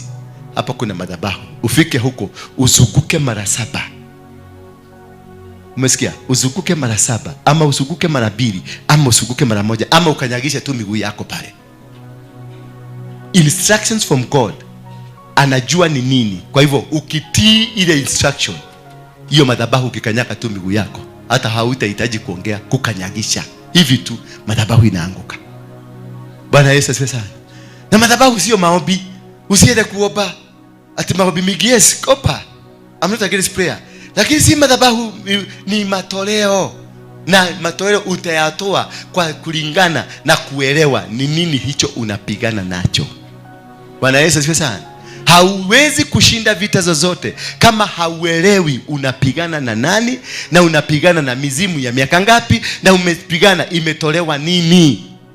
Maana kila dhabihu, kila madhabahu yametolewa. Kuna kitu kimetolewa. Wengine wametolewa. Angalia juzi watoto wa Idarasha walikufa. Si walikufa? Kutoka hapo nani alifurushwa? Kashagwa. Kuna connection ya Idarasha na Kashagwa na kutolewa kwa Kashagwa. Maana kuna dhabihu, ilikuwa dhabihu inatolewa ya watoto wa area hiyo, ndio waweze kubreak ile covenant yako nayo, waweze kumpenya. Si walimpenya? Si walimpenya? Watu 183 ni 283 verses 40. Hata kama ni wewe, si unasikiria huyo mzee Zimena amekoda na alikoda na 1 week, alikoda na 1 week, aliteremuka mpaka akakaa kama Samia Makonde Kauma. Ni stress. Stress juu ya stress. Kwa sababu ni madhabahu inapigana na nini? Na madhabahu. Na yeye akuwe na akili, ainue madhabahu yake. Sio kupiga mdomo hapa. Atendeka udojoe kauriko. Basi sasa kama mkiwa tayari, wakati mtakapoisikia sauti ya panda na filimbi, hizo sasa panda na filimbi. Panda ni nini? Panda na Kiingereza. Basome. Wale wako na Biblia ya Kisungu, sio angalia haraka hapo. Nataka yeah? What? Ongea na sauti. Ongea na sauti kama umesimama. Catapult. Ndivyo imeandikwa kwa Biblia. Soma kwa Biblia haraka. Umutihuburagia Biblia hatathoma. Kama tuliwaekea hii. Yeah? Danieli 3 mstari wa 15. Ayai. Abu kae na watu kama hawa. Hiyo jina panda peke yake. Soma. Basi kama mkiwa tayari, when you are ready. The sound of the cornet. Cornet. The flute. Okay, so simamia hapa. The sound of the cornet. Sasa angalia kwa dictionary, cornet. Nataka uelewe ni nini? Ibada ya madhabahu ni mafundisho and in deep meanings. A brass instrument resembling a trumpet. It is a trumpet. Wachia hapo. Nilitaka ujue. Wakati the trumpet. What? The trumpet. Mkiwa tayari, wakati mtakaposikia sauti ya trumpet na filimbi si mnamijua, na kinubi, na zeze, na zanturi, na zumari, na namna zote za ngoma kuanguka, na kusujudia sanamu niliyoisimamisha, ni vema. Angalia. Kuna vessels, tools za kuabudu. Madhabahu ile lazima ikuwe nayo. Ukitaka kujua madhabahu hii ni aina gani, iko na nini? Iko na panda, the trumpet, iko na filimbi, iko na kinubi, iko na zeze, iko na santuri, iko na zumari, na namna zote za ngoma. Those are tools za kuabudu kwenye madhabahu. Bwana Yesu asifiwe sana. Mnanielewa? Lakini hizo ni some of the tools ambazo zinafanyika kwenye madhabahu. Na ni vizuri sana ukienda nyumbani, kama mzee wako unamshuku anaenda kwa waganga, tafuta kuna vitu unaweza pata ndani ya nyumba ambazo zitakuambia huyu mtu anakuanga kienda kwa waganga. Vile mwanamke, utaangalia mtoto wako, ukitaka kujua kama ameingia Illuminati ama ameingia kwa Freemason ama ameingia kwa kundi vile, ako na ishara, ako na vitu. Sisi katika Mungiki kuna vitu ambazo tulikuwa tunakupatia, na hizo zilikuwa ni ishara yetu. Bwana Yesu asifiwe sana. Kwa hivyo kila kitu, kila miungu ama kila mungu fulani, madhabahu fulani ya kuabudu mungu fulani, yanakuanga na vitu za kuabudu. Na hizo vitu za kuabudu ndizo zinasaidia. Ni mometa kwa madhaga. Hello, na gekwe meta okay? Madhaga koluta wiroshio. Kanisa hii unapoingia utakuta kuna pulpit. Hizi ni madhaga. Hizi ni part of the mambo ambayo tunatumia kuabudu. Tumeweka bendera hii kwa sababu ya taifa letu. Tumeweka mkeka hii ndio turembeshe mahali hapa. Kwa hivyo katika kila ibada iko na vitu zake za kuabudu. Ukienda kwa waganga utapata kuna ile cowshell.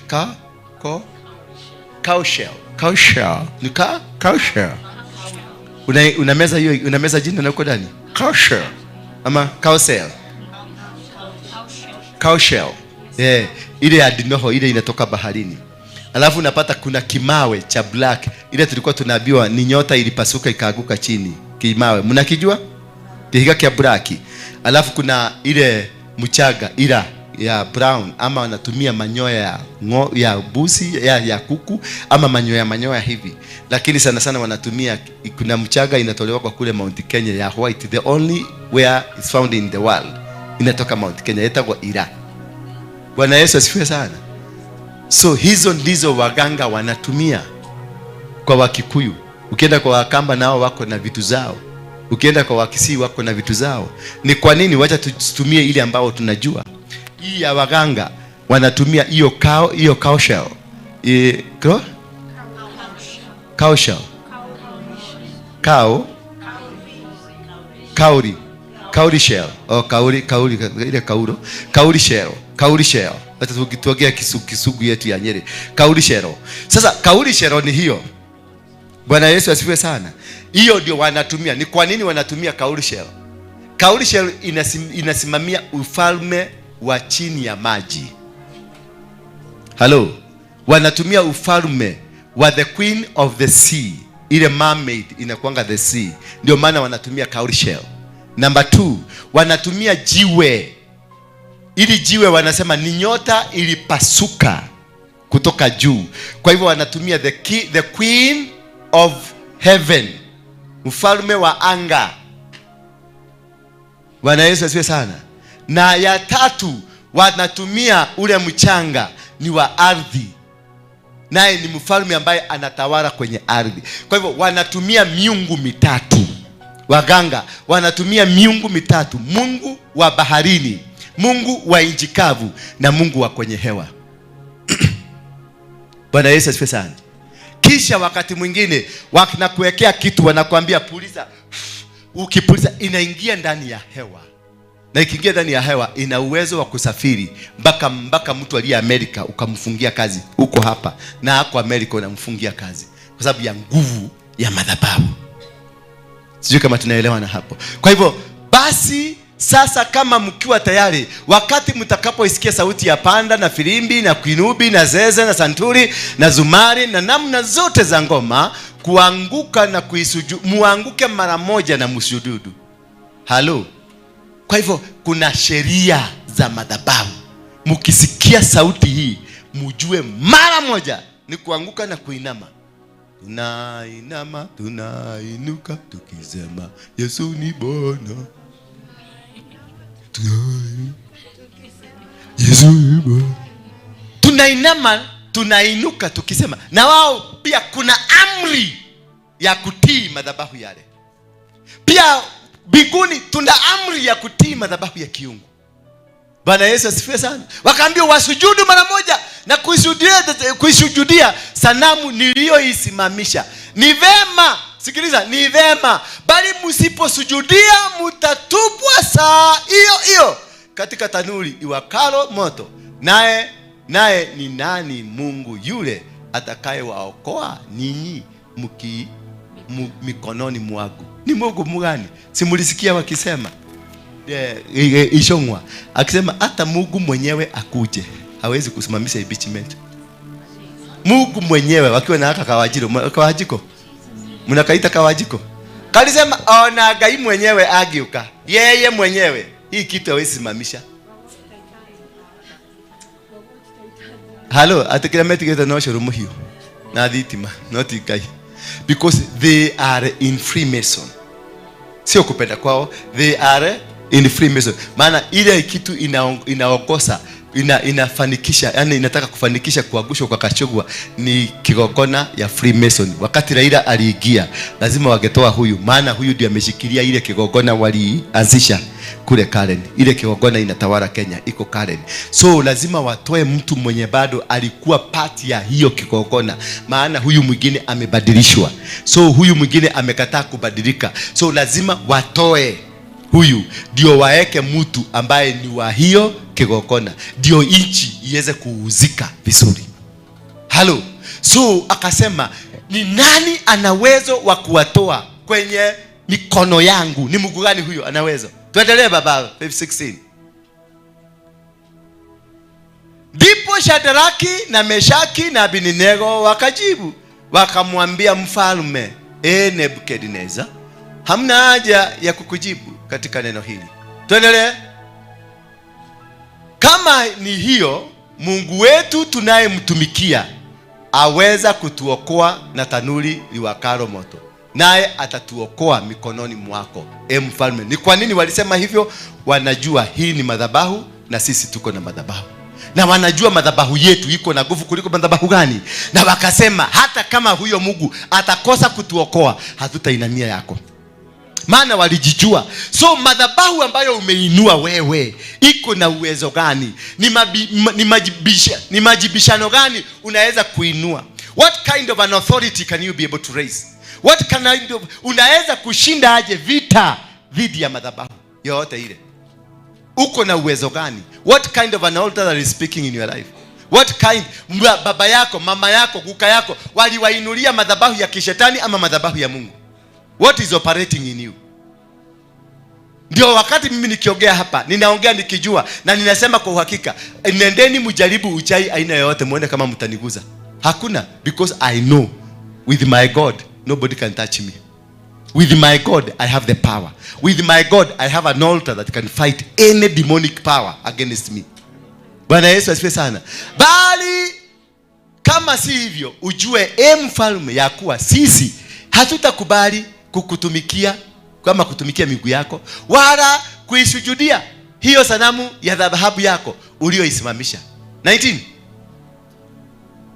Ndipo Nebukadneza akajaa ghadhabu na sura ya uso wake ikabadilika juu ya Shadraki. Hiyo sasa ndio unaanza kujua mtu huyu ni namna gani. Si unaona venye Ruto ameinukia Gachagua na sura baya, na anamwambia, na amekuja sura amesema you must go, na ameinua kila watu wapigane na yeye, because hii ni madhabahu ya kishetani na haitakangi kuulizwa maswali, na ikiulizwa maswali wenyewe wanakujaga. Kumbuka tulisoma wakati mwingine kuhusu Paulo na Sila, wakati walifukuza kale kamama, wakakatoa demon kutoka ndani ile ilikuwa ikiwafuata. Wenye mwanamke walikuja wakatandika Paulo na Sila mpaka akawekwa ndani ya korokoro. Maana hii madhabahu iko na nguvu na iko na uwezo. Inaitwa territorial altar ambayo imesimamia eneo fulani. Na ndio nilikwambia kila eneo unalolienda, taka kujua ni madhabahu gani inasemanga. Ukienda Wagige, enda ujaribu utafute ni wachawi aina gani wako Wagige. Maana wale wachawi wako Wagige sio wachawi wako Kawagware, na sio wachawi wako Kareni, na sio ukienda Kareni utafuta si wachawi wa kawaida, ni watu wa Freemason na Illuminati. Ukienda Kawagware ni wachawi na tiranas. Bwana Yesu asifiwe sana. Ni watu wakienda wakigoga milango na matako usiku, ni tiranas. Kale niwezi kukutana kitu kama hiyo. Utakutana watu, mtu amepatiana mama yake, amepatiana baba yake ama mtoto kwa ajili ya utajiri, ndio endesha magari kubwa kubwa. Maana area ile yako, territory yuko inanenewa na roho ya Freemason. Ukienda kwenu Geshagi, nenda utake kujua jina ya kwenu Geshagi iliitwa hivyo kwa nini. Bwana Yesu asifiwe sana. Uende kama kule tulikuwa kunaitwa aje huko tulikuwa? Kule tulikuwa mazishi. Sina Rumoro. Hapo tulikuwa sina Rumoro. Unaitwa aje? Nyange. Ujiulize Nyange ni nini? Niko kwetu Nyagere. Nyange ne ndo na Gikuyu. Nyange ne nyamu.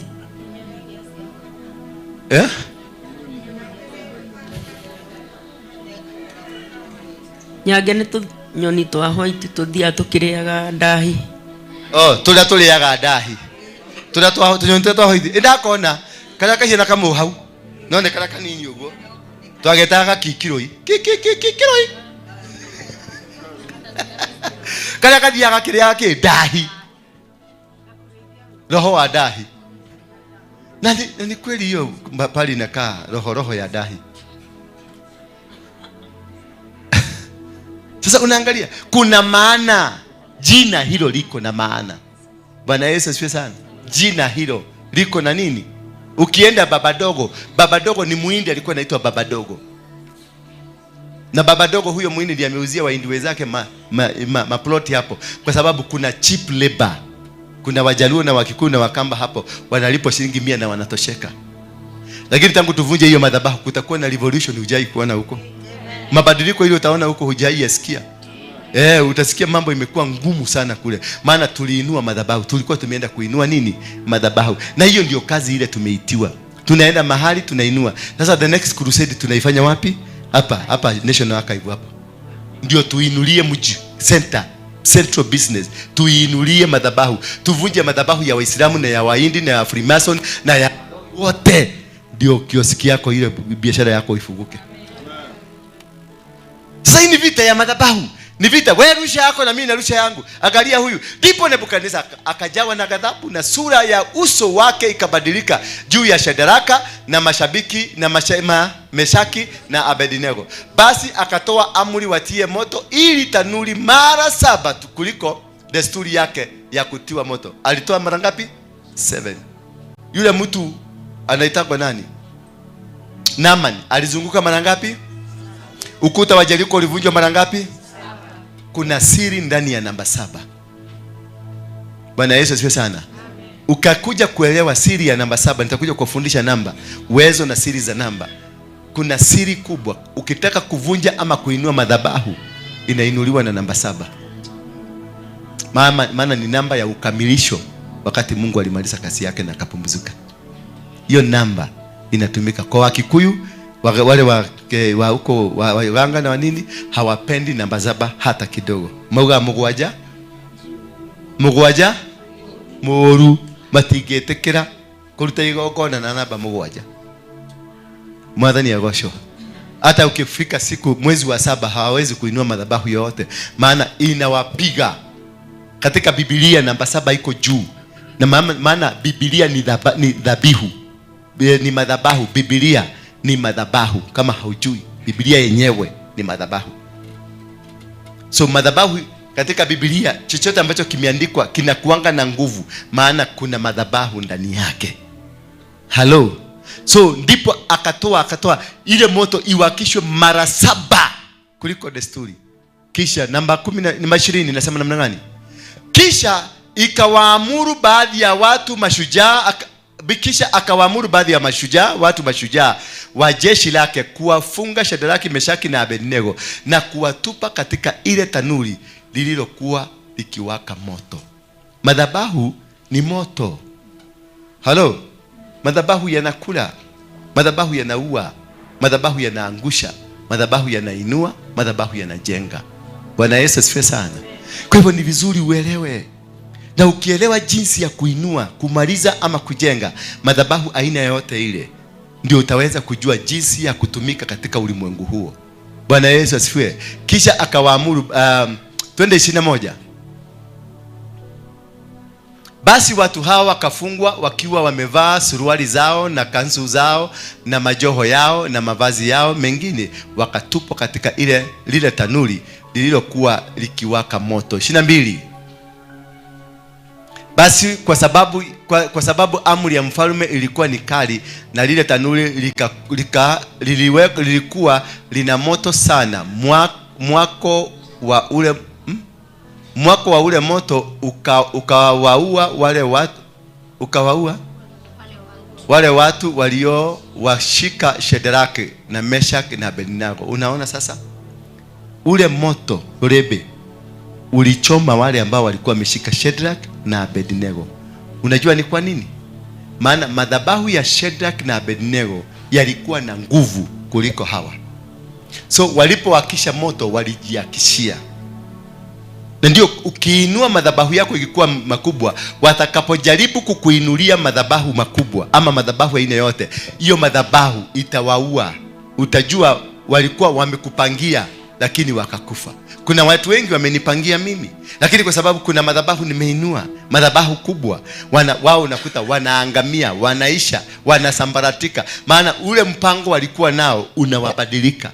Walikuwa wanataka kupeleka Shadraka, walimwafunga, wakampeleka Shadraka kwa moto. Badala Shadraka wachomeke, wao ndio walichomeka wakakufa, wale maaskari. Kwa hivyo madhabahu ya Shadraka ilikuwa na nguvu na iliweka moto zaidi kuliko ile moto ilikuwa. Moto ya Shadraka na Abednego ikakuwa moto mkubwa, ya kwamba ukazima moto huu mwingine. Sasa mfalme alikuwa anafikiria ni moto wake unawaka, kumbe ni moto wa kina Meshaki na Abednego, maana madhabahu yake imepanda juu. Bwana Yesu asifiwe sana. Basi tuendelee 23. Na watu hao watatu, Shadraka, Meshaki na Abednego, wakaanguka wakiwa wamefungwa katikati ya lile tanuri lililokuwa linawaka moto. 24. Ndipo Nebukadneza akastaajabu, akainuka kwa haraka, akanena akawaambia mawaziri wake, je, si tulitupa watu watatu wakiwa wamefungwa katikati ya moto? Wakajibu wakamwambia mfalme, ni kweli mfalme. 25. Akajibu akasema, tazama, mimi naona watu wanne, nao wamefunguliwa wanatembea katikati ya moto, hali hawana dhara, na sura yake yule wa nne ni mfano wa mwana wa miungu. Sasa ule wa nne ako na sura ya mwana wa miungu. Kwa hivyo alicho akiangalia, aliona watu wanne, alirusha wawili wakiwa wamefungwa, lakini madhabahu ile ya kina Meshaki walipoanguka ilibadilisha ule moto ambao ulikuwa umewaka wa huyu mfalme, ukabadilika ukakuwa moto wao, na wakafunguliwa. Na mtu wa nne akakuja, na yeye aliona, akaona ni kama miungu, lakini alikuwa Mungu. Alikuwa madhabahu ya kina Meshak na Abednego, na madhabahu ikashinda madhabahu ile nyingine, ikashinda madhabahu ile nyingine. Hivyo na wewe ndivyo utakavyofanya, ndio uweze kushinda vita za kibiashara zako, vita za kifamilia, vita za huduma kama hii. Lazima uinue madhabahu, lazima utembelee. Unanikuta kila wakati niko kwa milima, niko kwenye Mount Kenya, nikujaribu na kuinua madhabahu hii iendelee kupata nguvu. Na inapoendelea kupata nguvu, ukikuja hapa unasikia moto. Aliona huyu jamaa, kaangalia akaona moto, wale walienda kurusha hawa watu walichomeka. Kwa hivyo ukikuja kwenye madhabahu iliyo na nguvu, utapata afueni, maisha yako inabadilika, kwa sababu ya kile kitaachiliwa kutoka hapa, kinaenda kuachilia misingi ya kwenu, kinaenda kubomoa nguzo, kinaenda kubomoa kazi ambazo zilifanyika kwenu, kinaenda kubomoa wachawi wa kwenu, kinaenda kubomoa miungu ya kwenu, kinaenda kubomoa manyoka, kinaenda kubomoa kazi za giza zilizo kwenu. Kinatoka hapa tu, maana ninanena tu neno, mtu akiwa hapa, akiwa Amerika, na anapona, kwa sababu kuna madhabahu iko ndani yangu, na hiyo madhabahu ninaituma, inaenda Amerika, inafanya kazi na inarudi hapa. Bwana Yesu asifiwe sana. Na hiyo ndio kushinda vita za madhabahu, na hiyo ndio kuelewa jinsi ya kupambana, na hiyo ndio kile siri hamukupatiwa. Wahubiri hawakuwapatia, maana walitaka nyinyi mkue kwenye giza, wao wakue wakielewa jinsi ya kufanya madhabahu hii, ndio waendelee kuwatawala na kukula pesa yenu. Mimi nataka nikwambie, pesa kupatikana. Muhindi ameweka buku yake kwa noti, inaitwa harambee. Mnajua harambee ni nini? Mnajua harambee ni nini? Harambee ni mungu wa Kihindi, anaitwa Harei Ambe. Ndio kwa maana walimweka hapo kwa noti. Ndio naona Ambani anakuja anachukua nchi. Wao ndio wako Israeli hapa, ndio matajiri wakubwa sana, wametuajiri, lakini shamba ni yetu. Lakini kwa pesa waliweka mungu yao, ndio maana pesa inarudi kwao. Bwana Yesu asifiwe sana. Na hiyo ndio kuelewa na kujua ni nini kinaweza kukuzuia katika maisha yako. Tuendelee 26, tumalizie 26. Kisha Nebukadneza akaukaribia mlango wa lile tanuri lililokuwa linawaka moto, akasema, enyi Shadraki, Meshaki na Abednego, watumishi wa Mungu aliye juu. Angalia, amebadilika. Madhabahu yana uwezo kubadilisha. Hakuwaita, akiupeleka wakiwarusha ndani ya moto, alikuwa anawarusha wafungwa, alikuwa anawarusha watu wanafaa kukufa, lakini kwa ajili walichomoka, aliwaangalia akastaajabu. Madhabahu ya kina Meshaki na Abednego ikainukia madhabahu ya huyu mfalme, ikageuza huyu mfalme, mpaka akakuja Meshaki, Abednego na nani? Na Shadraki, watumishi wa Mungu aliye juu. Hivyo ndivyo watu watabadilika. Walikuona wewe ni masikini, walikuona hakuna mahali unaenda, waliona hakuna siku utafaulu, lakini watakuja, watasimama na watasema, wewe Meshak, wewe Abednego, wewe Mary, wewe Kinyajui, wewe Patrick, wewe mtumishi wa Mungu aliye mkubwa zaidi. Ni nini? Alihubiriwa na mtu? Hakuhubiriwa na mtu, lakini vitendo alivyoviona ilibidi ajue hawa ni watu wa Mungu. Madhabahu kiinua, utaeleweka wewe ni mtu wa Mungu. Simama kwa miguu yako.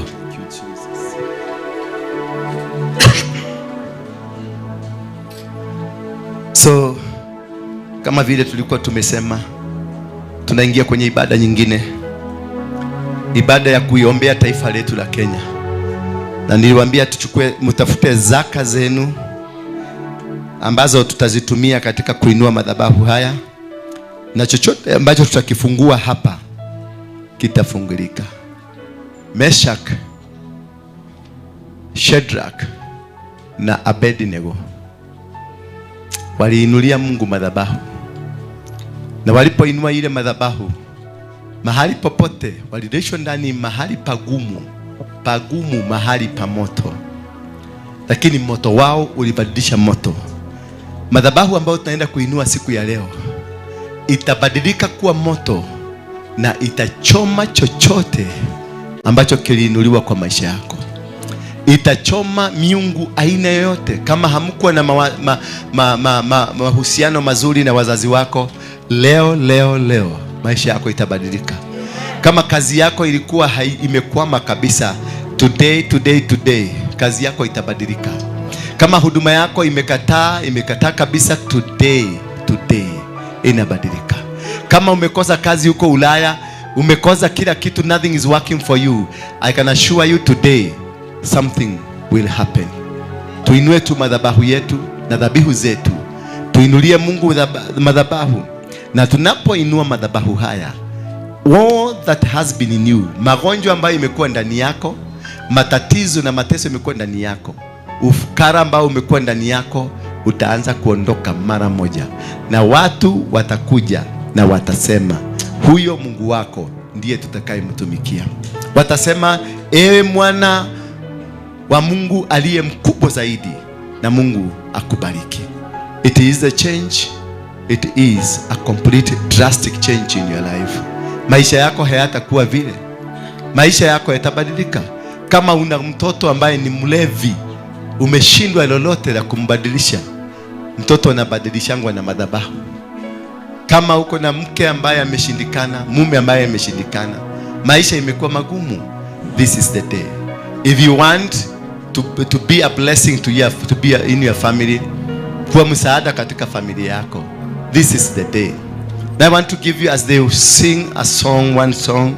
Sio kama mnajua ile wimbo ya ule mama alikufaga, dakonegera goro yako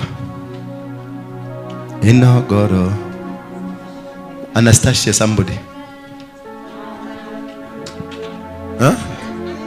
Karanja, Anastasia Karanja, mnajua hiyo? Na nyinyi ni wimbo gani mnajua?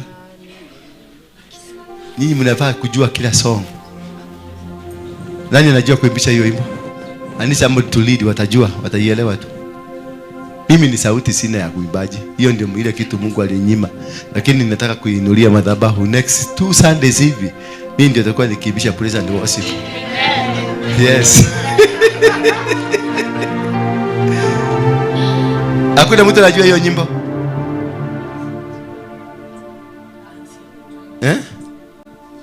Nanze, simpatie microphone kama anajua ama anahitaji kubebereswa. Sasa mimi hiyo takaki hiyo ya ati wewe.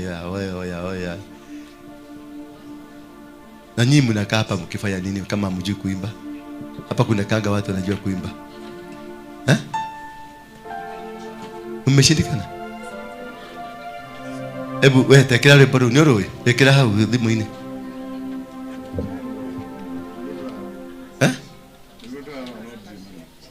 Rotire dhimu hatari.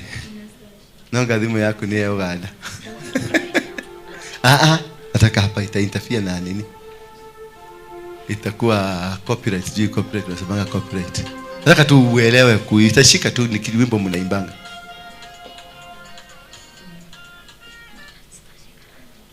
Tayarisheni zaka zenu, shikeni kwa mikono yenu. As this song, ama weka yote tu ile mtaweza kujua kuimba. But it must be a Kikuyu worship.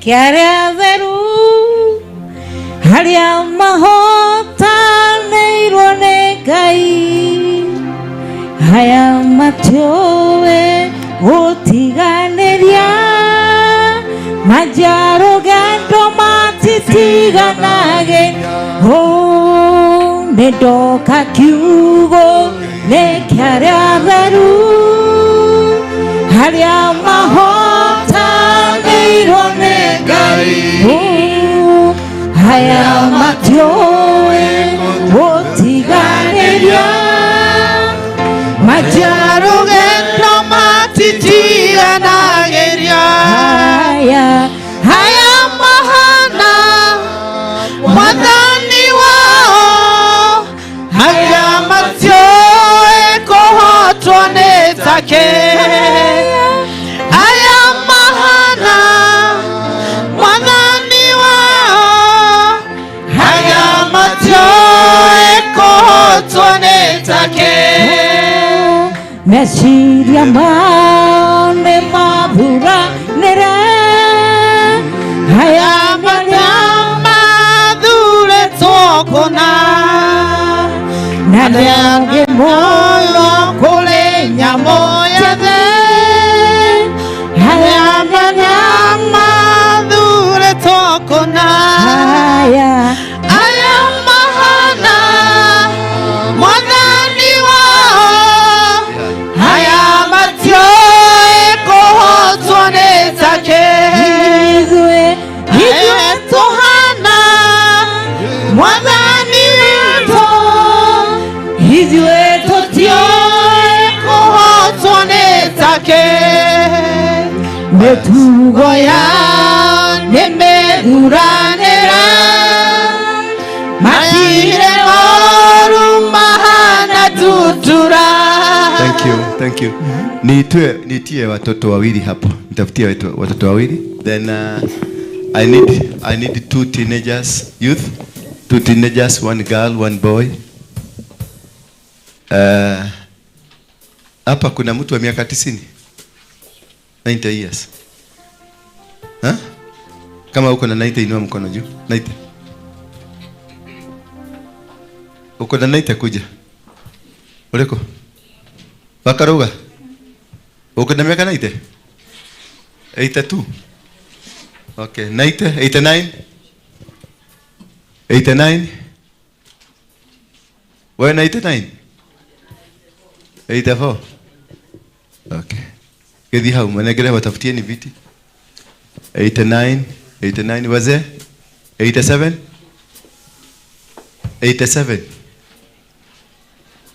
Wazee 87. Mshiriki watafutieni viti hapa. Nyinyi mtasimama, si ndio? Ama mnataka kiti? Simama hapa. Kuja simama tu hapa. Simama hapa. Hapa juu. Teenager youth. Teenagers wawili.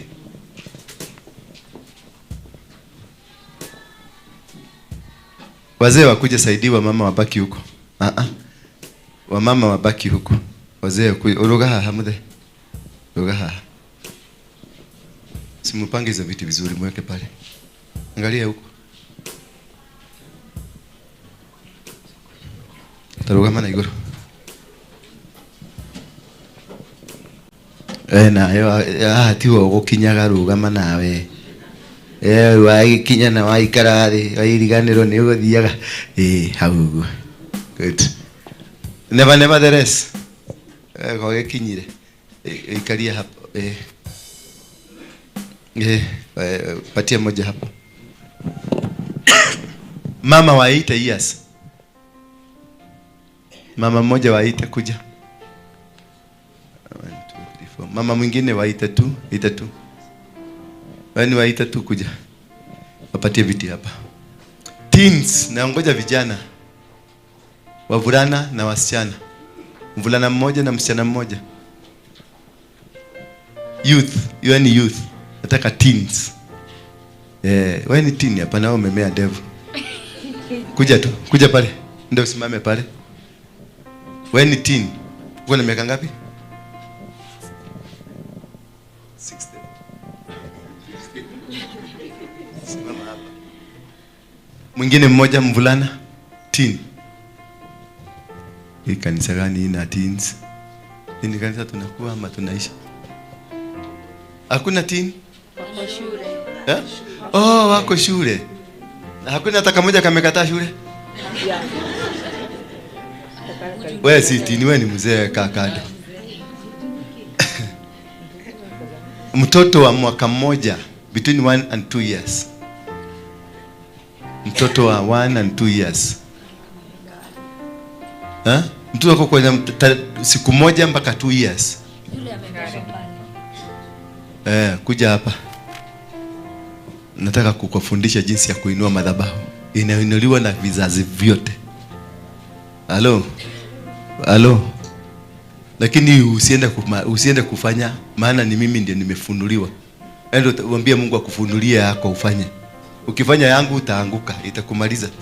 Wewe uko na miaka ngapi? 20. Kuja.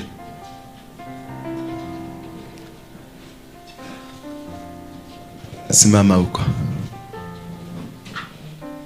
Taregaria idigisi anyishe irato. Ni athuri tutinyu. Tigani yako niko kura mari akuru muno ni kurugama magirugama. Nimukohota kurugama? Nilipatieni zile bendera zote zikuje hapa. Wewe shikeni yenu hapo. Shikeni, usinue juu sana. Inamisha. Hii wapatie wa mama, moja ipatie wazee na hawa wapatie. Wewe inamisha. Weke ni hapa, lete hapa. Sasa huyu mtoto atashika. Sijui atashikaje, lakini utamsaidia. Na hawa shikeni yenu. Kujeni nyinyi hapa. Kujeni. Mlete hapana. Hawa wazee. Hiyo. Sasa wewe utashika tu, utashika kwa niaba ya mama. Mule mzee ana uwezo wa kusimama, asimame. Ule wazee mko na uwezo wa kusimama, simameni tu. Kama huna uwezo, weka tu chini, utaakilisha wengine. Si ndio? Shika bendera. Watoto nyinyi mtashika ile. Wekeni hawa watoto hapa. Hapo katikati. Hapo.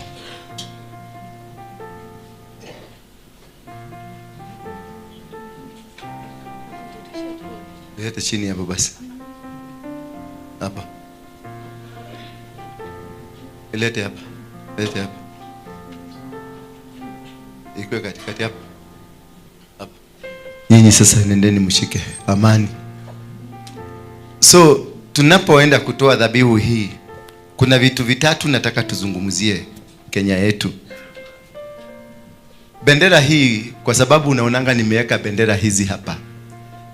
Bendera ni madhabahu. Is an altar that speaks for the nation. Kama si bendera, Kenya si Kenya. Ukiondoa bendera ya Kenya, Kenya haitaitwa Kenya. Mnajua hivyo? Ukijulikana, unajulikana na bendera yako. Ama unajulikana bendera ya nani?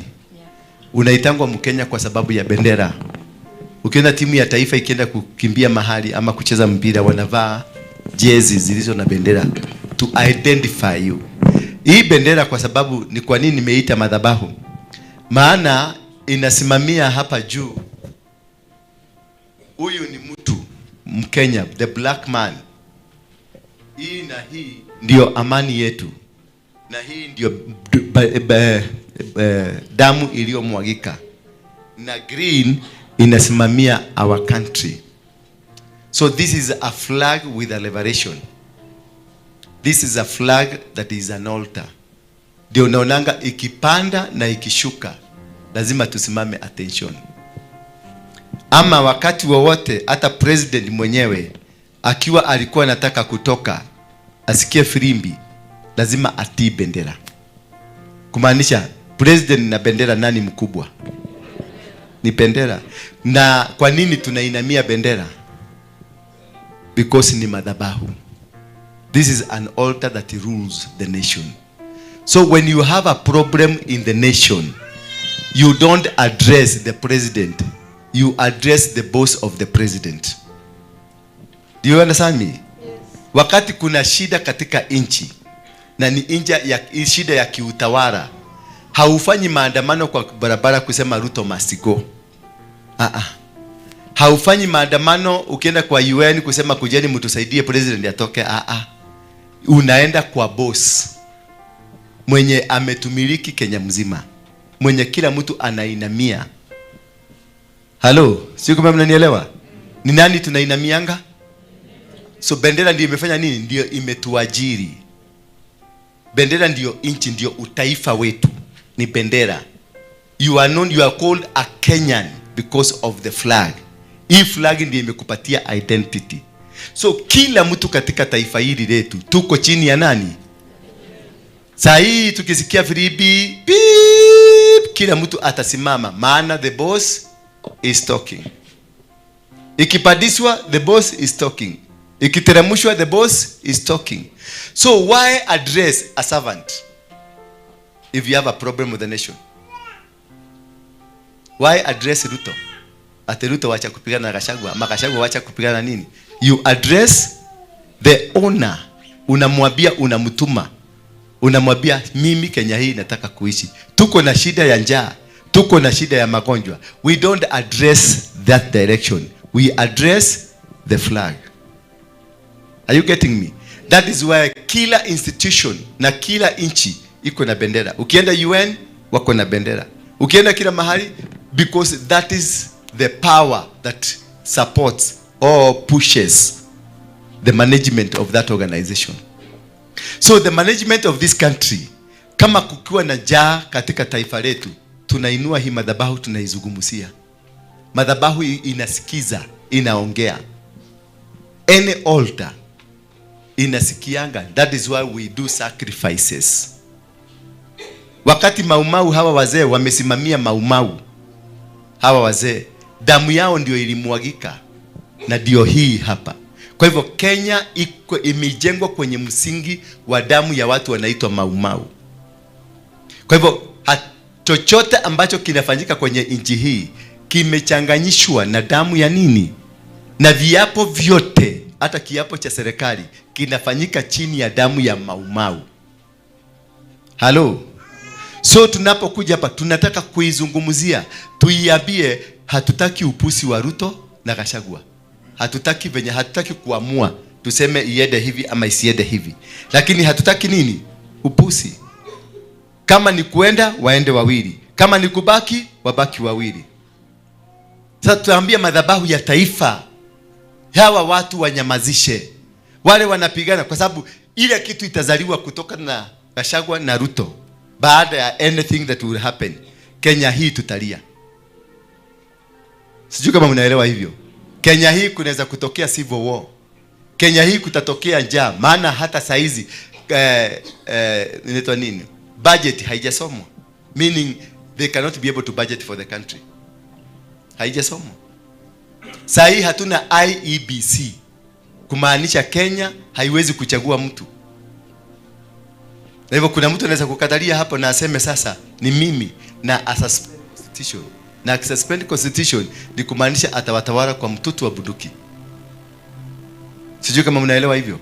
So whatever you are saying Gachagua nini, it is not just it's something that is complex. Ni kitu kubwa beyond our understanding. Ni kitu, ni mnyama na anaweza kuramba hii Kenya ilambike. Angalia tumeletewa watoto wameanza kuwekwa chip, kachuma kwa mguu. Wale wanazaliwa pumwani, wanawekwa. Sasa hawatapatiwa certificate ya karatasi, hiyo ndio certificate. Watakuwa kipitishiwa kwa kompyuta na wanajulikana vitu zao. Hizo ni mambo ya Bill Gates. Na hiyo tuliambiwa tutawekwa. Si umeona sasa imewekwa? Watoto wetu wameingizwa kwenye wamelawitiwa. Our boys wanalala na boys wale wengine.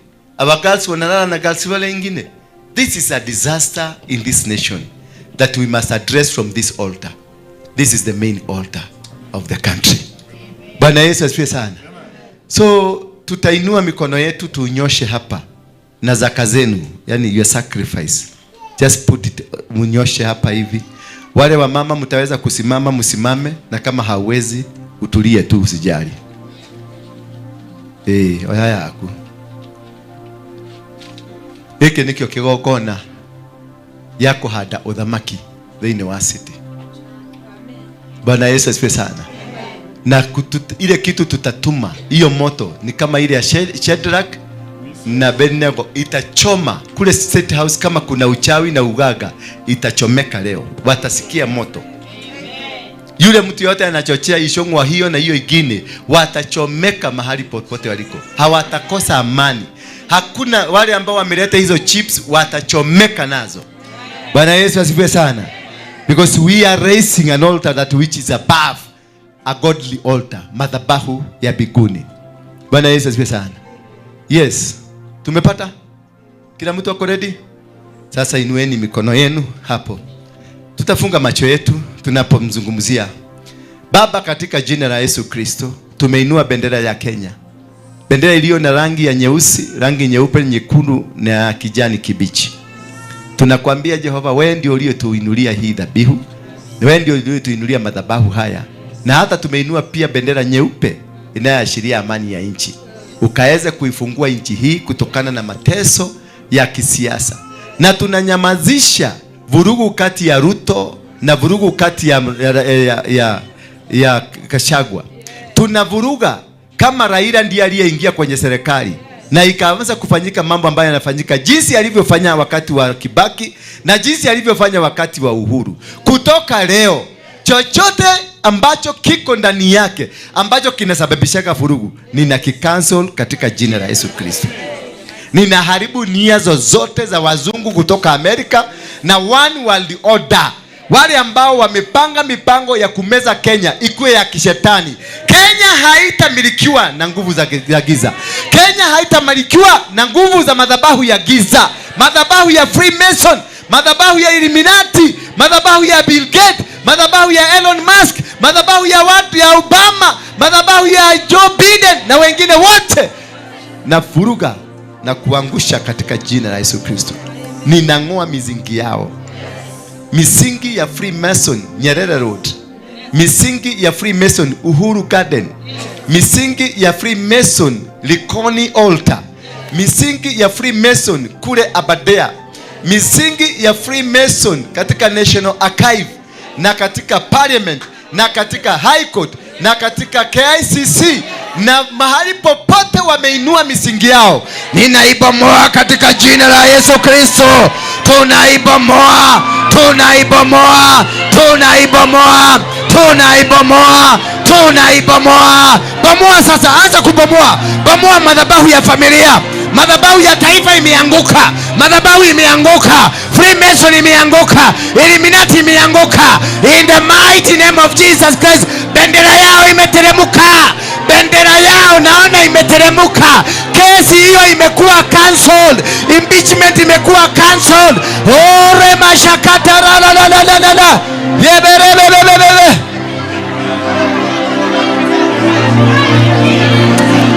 Bomoa.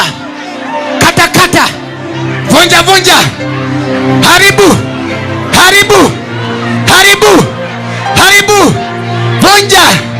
Vunja. Vunja. Vunja. Vunja. Kenya ni nchi ya Mungu.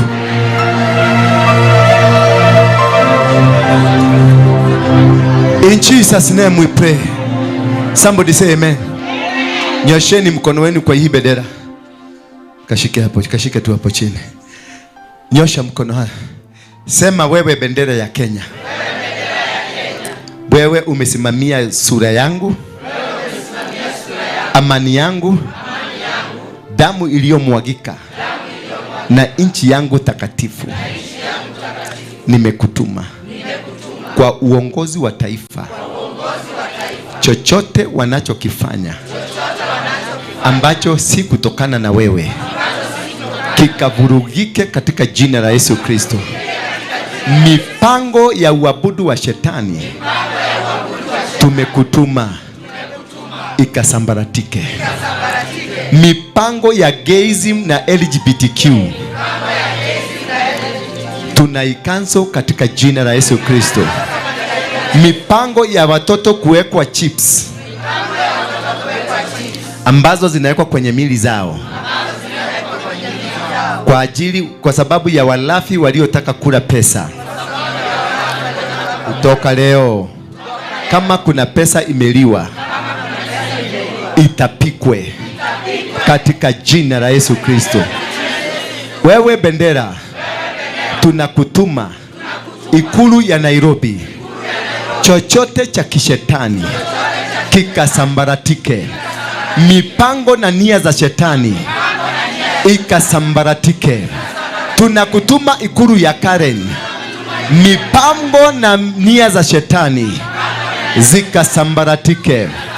Tunawashikanisha viongozi hawa wawili, Ruto na Gachagua. Tuliwachagua pamoja, na kama ni kuondoka waondoke pamoja, na kama ni kukaa wakae pamoja, maana wewe bendera ni mkubwa kuwaliko. Nchi hii haitapata ajali. Nchi hii watoto hawatatolewa kafara. Nchi hii watoto hawataingizwa kwenye uabudu wa shetani. Nchi hii haitaporwa na wageni. Mali ya nchi ya Kenya haitabebwa na mgeni yeyote, awe Mchina, awe Muhindi, awe Muamerika, awe Muingereza. Mali ya Kenya, utajiri wa Kenya utabaki kusaidia wa Kenya na kutajirisha Kenya katika jina la Yesu Kristo.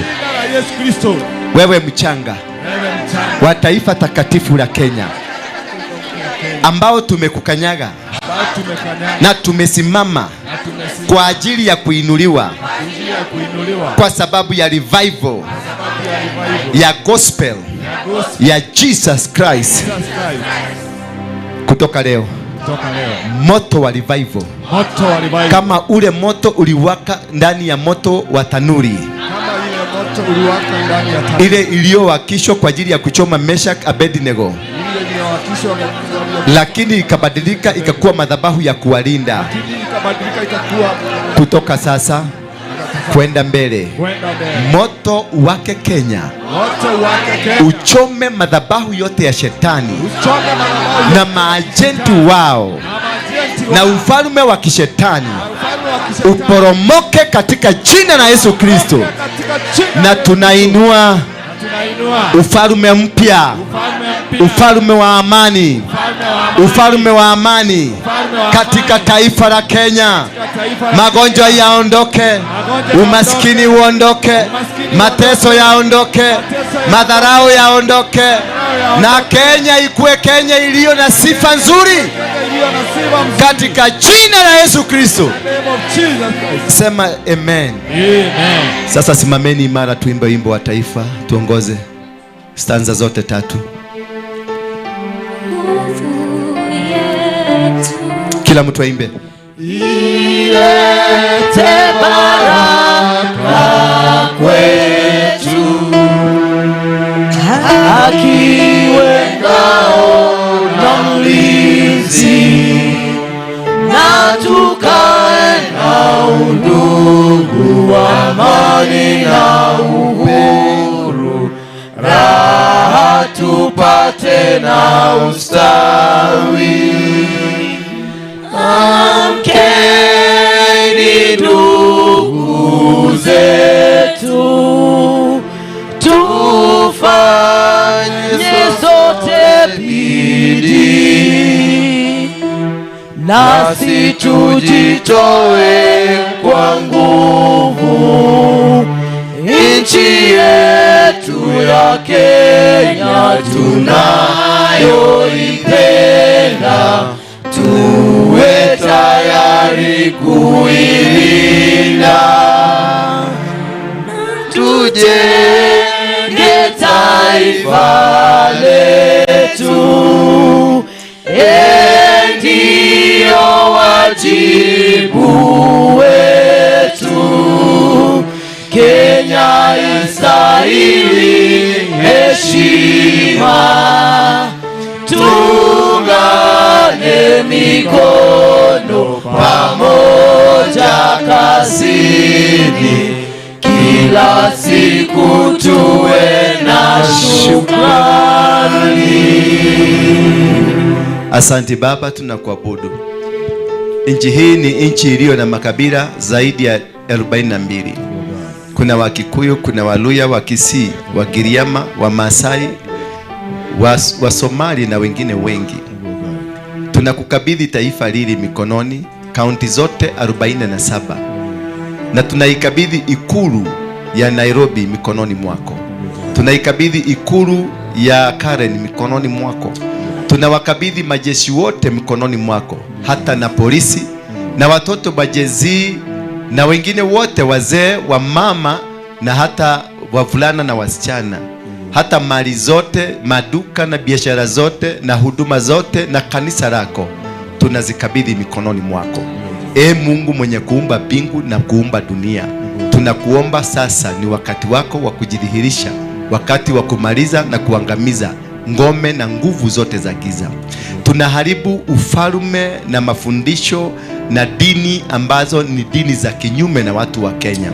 Dini yoyote ambayo ni kinyume na taifa hili, dini yoyote ambayo imepanga kama ile ambayo imepanga mipango ya kunyakua nchi, the Abuja Declaration, I cancel their plan, I scatter their plan, I scatter their move, I scatter their agenda in Jesus name. Kunao wa vijana, wavulana wametumika kuwa gay, wasichana wametumika kuwa lesbian, na wengine wengi wametumika kwenye majanga mbalimbali. Wengine wameingizwa kwenye madhabahu ya Illuminati, Freemason na uabudu wa shetani. Wengine wameingizwa kwenye madhabahu ya Kihindi. Wengine wamewewa wakaabudu ng'ombe na miungu mingine. Kutoka leo Baba, wewe tu ndio Mungu uishie. Tunasimama kidete kama vile akina Meshaki kina Abednego walisimama kidete, wakasema hawatamwabudu Mungu mwingine ila ni wewe tu. Wewe ambaye uliumba mbingu na ukaumba dunia, wewe ambaye uliumba wanyama na miti na milima na maji na kila kitu kilicho katika uso wa dunia, vyote ni vyako. Tunaungama mbele zako, kusujudu mbele zako na kusema ni wewe unastahili kuabudiwa, ni wewe peke yako. Kenya ni nchi ya amani. Yoyote ambaye ako na mpango wa kusambaratisha Kenya, yeye mwenyewe na akasambaratike, yeye mwenyewe na akaanguke, yeye mwenyewe na akamezwe na dunia, kama vile Kora na Dathani na watu wao walimezwa na dunia. Na hawa ambao wanataka kumaliza Kenya wakamezwe na dunia, na iwameze na iwafiche, Kenya ibaki ikiwa na amani.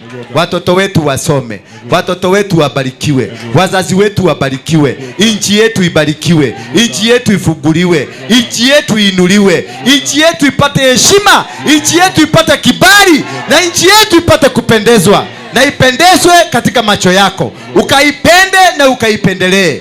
Na ni katika jina la Yesu Kristo ninaomba na kuamini. Amen. Mpigieni Yesu makofi. Sasa chukueni sadaka zenu kulingana na position ambayo uko, weka kwenye madhabahu mahali uko. Weka tu zaka zako hapo chini. Hapo chini ukiwa uko pande huu muweke upande huu. If you are in this place, weka pande hii. Kama uko pande hii weke mahali popote karibu. Joini na ukikuja useme Kenya ibarikiwe. Ukiweka chini Kenya barikiwe.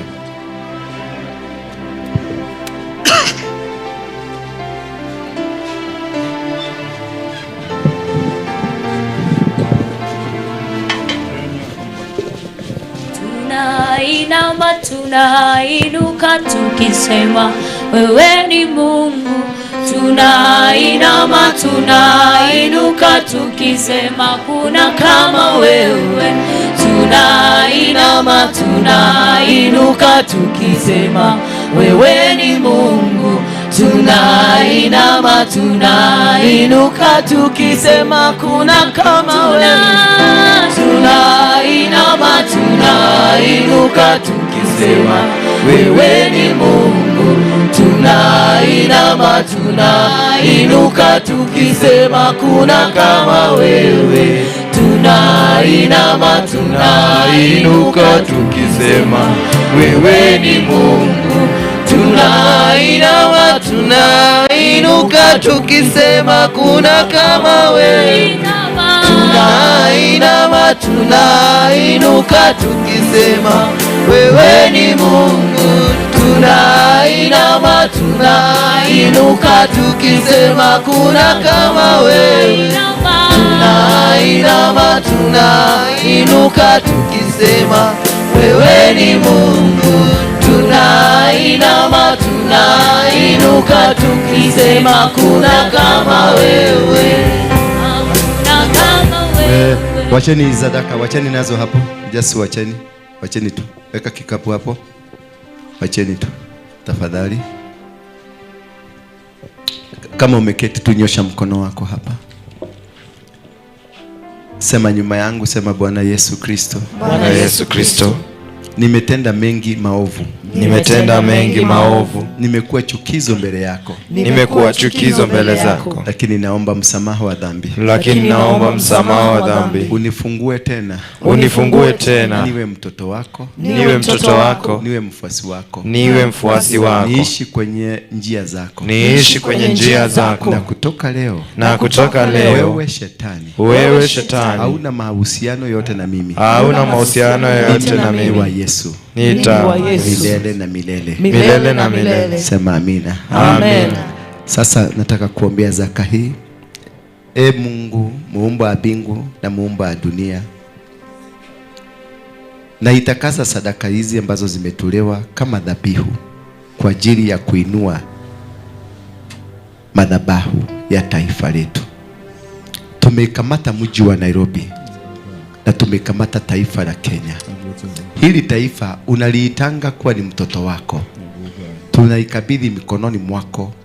Utende mema na utende jinsi kupendezavyo kuhusu Kenya. Tunauondoa uongozi aina yoyote ule ambao haukufurahishi na hautokani na wewe. Tunaondoa chochote kilichoinuliwa na shetani kusambaratisha vijana na kufanya vijana wakufe kwenye njia ambayo haieleweki. Kuna madawa ambayo yanawekwa na vaccine ambazo watu wanadungwa Kenya hii kama ya polio, ambazo wanadungwa huku magari yamefichwa number plate. Ninakuomba Baba, utufichulie tu tujue ni nini wanafanya. Chochote ambacho kinafanyika usirini katika taifa hili, tufunulie tu. Usiwache tusiweze kujua. Tufanikishe tu tuelewe na tujue ni nini kinapangwa huko chini chini kwa mipango ya shetani. Tunakuomba Baba, utupatie hekima hii. Tunakuomba utupatie the discerning spirit ya kujua anything that has been planned against this country. Yoyote ambaye anapanga machafuko ya taifa hili, ama yoyote anayehusika kuchukua watu na kwenda kuwaua, Baba tufichulie, utuambie ni nani.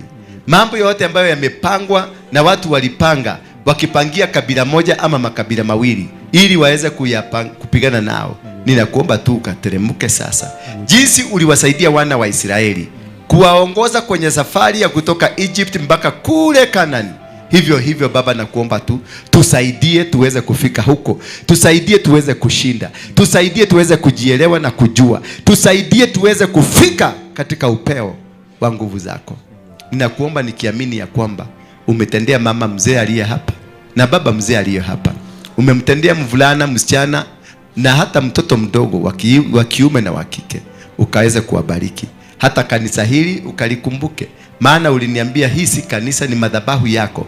Ukakumbuke madhabahu haya, yakakuwe ni madhabahu ya kusimamisha ufalme wako na kufanikisha malengo yako. Na kutoka hapa moto uwake, uchome chochote ambacho hakifai. Uchome Nairobi, uchome Kenya, uchome East Africa, uchome hata Afrika na hata dunia mzima. Moto wake usambae kote duniani, na watu wote wakuje wakisema, hakika sisi tunaabudu Mungu aliye mkuu, Mungu wa ajabu. Plani ambazo zimepangiwa Amerika ninasambaratisha, za kiovu za kishetani. Plani zilipangiwa Germany kule Berlin conference, zote hizo ninazicancel. Na cancel plani za Waarabu na plani za Waislamu walio na nia ya kuja kutawala na kuinua madhabahu yao ili kuondoa madhabahu ya watu wako. Sasa nasema hivi, madhabahu hii na ipigane, na madhabahu yote ile na ifaulu. Maana tumeinua dhabihu yako na tumeinua mipango yako. Tushike tu mkono na utuongoze. Na ni katika jina la Yesu Kristo naomba na kuamini. Amen. Thank you very much. Pigie Yesu makofi.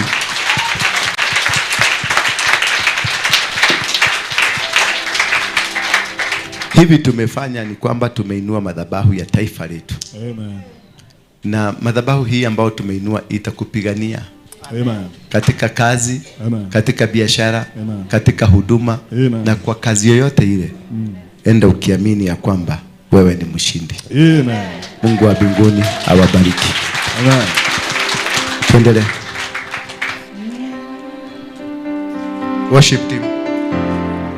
Tumeshinda kwa jina la Yesu, tumesimama kazi ya msalaba tumeshinda, kwa jina la Yesu tumesimama, kazi ya msalaba tumeshinda, kwa jina la Yesu tumesimama, kazi ya msalaba tumeshinda, Kwa jina la Yesu tumesimama, kazi ya msalaba tumeshinda. Kwa jina la Yesu tumesimama.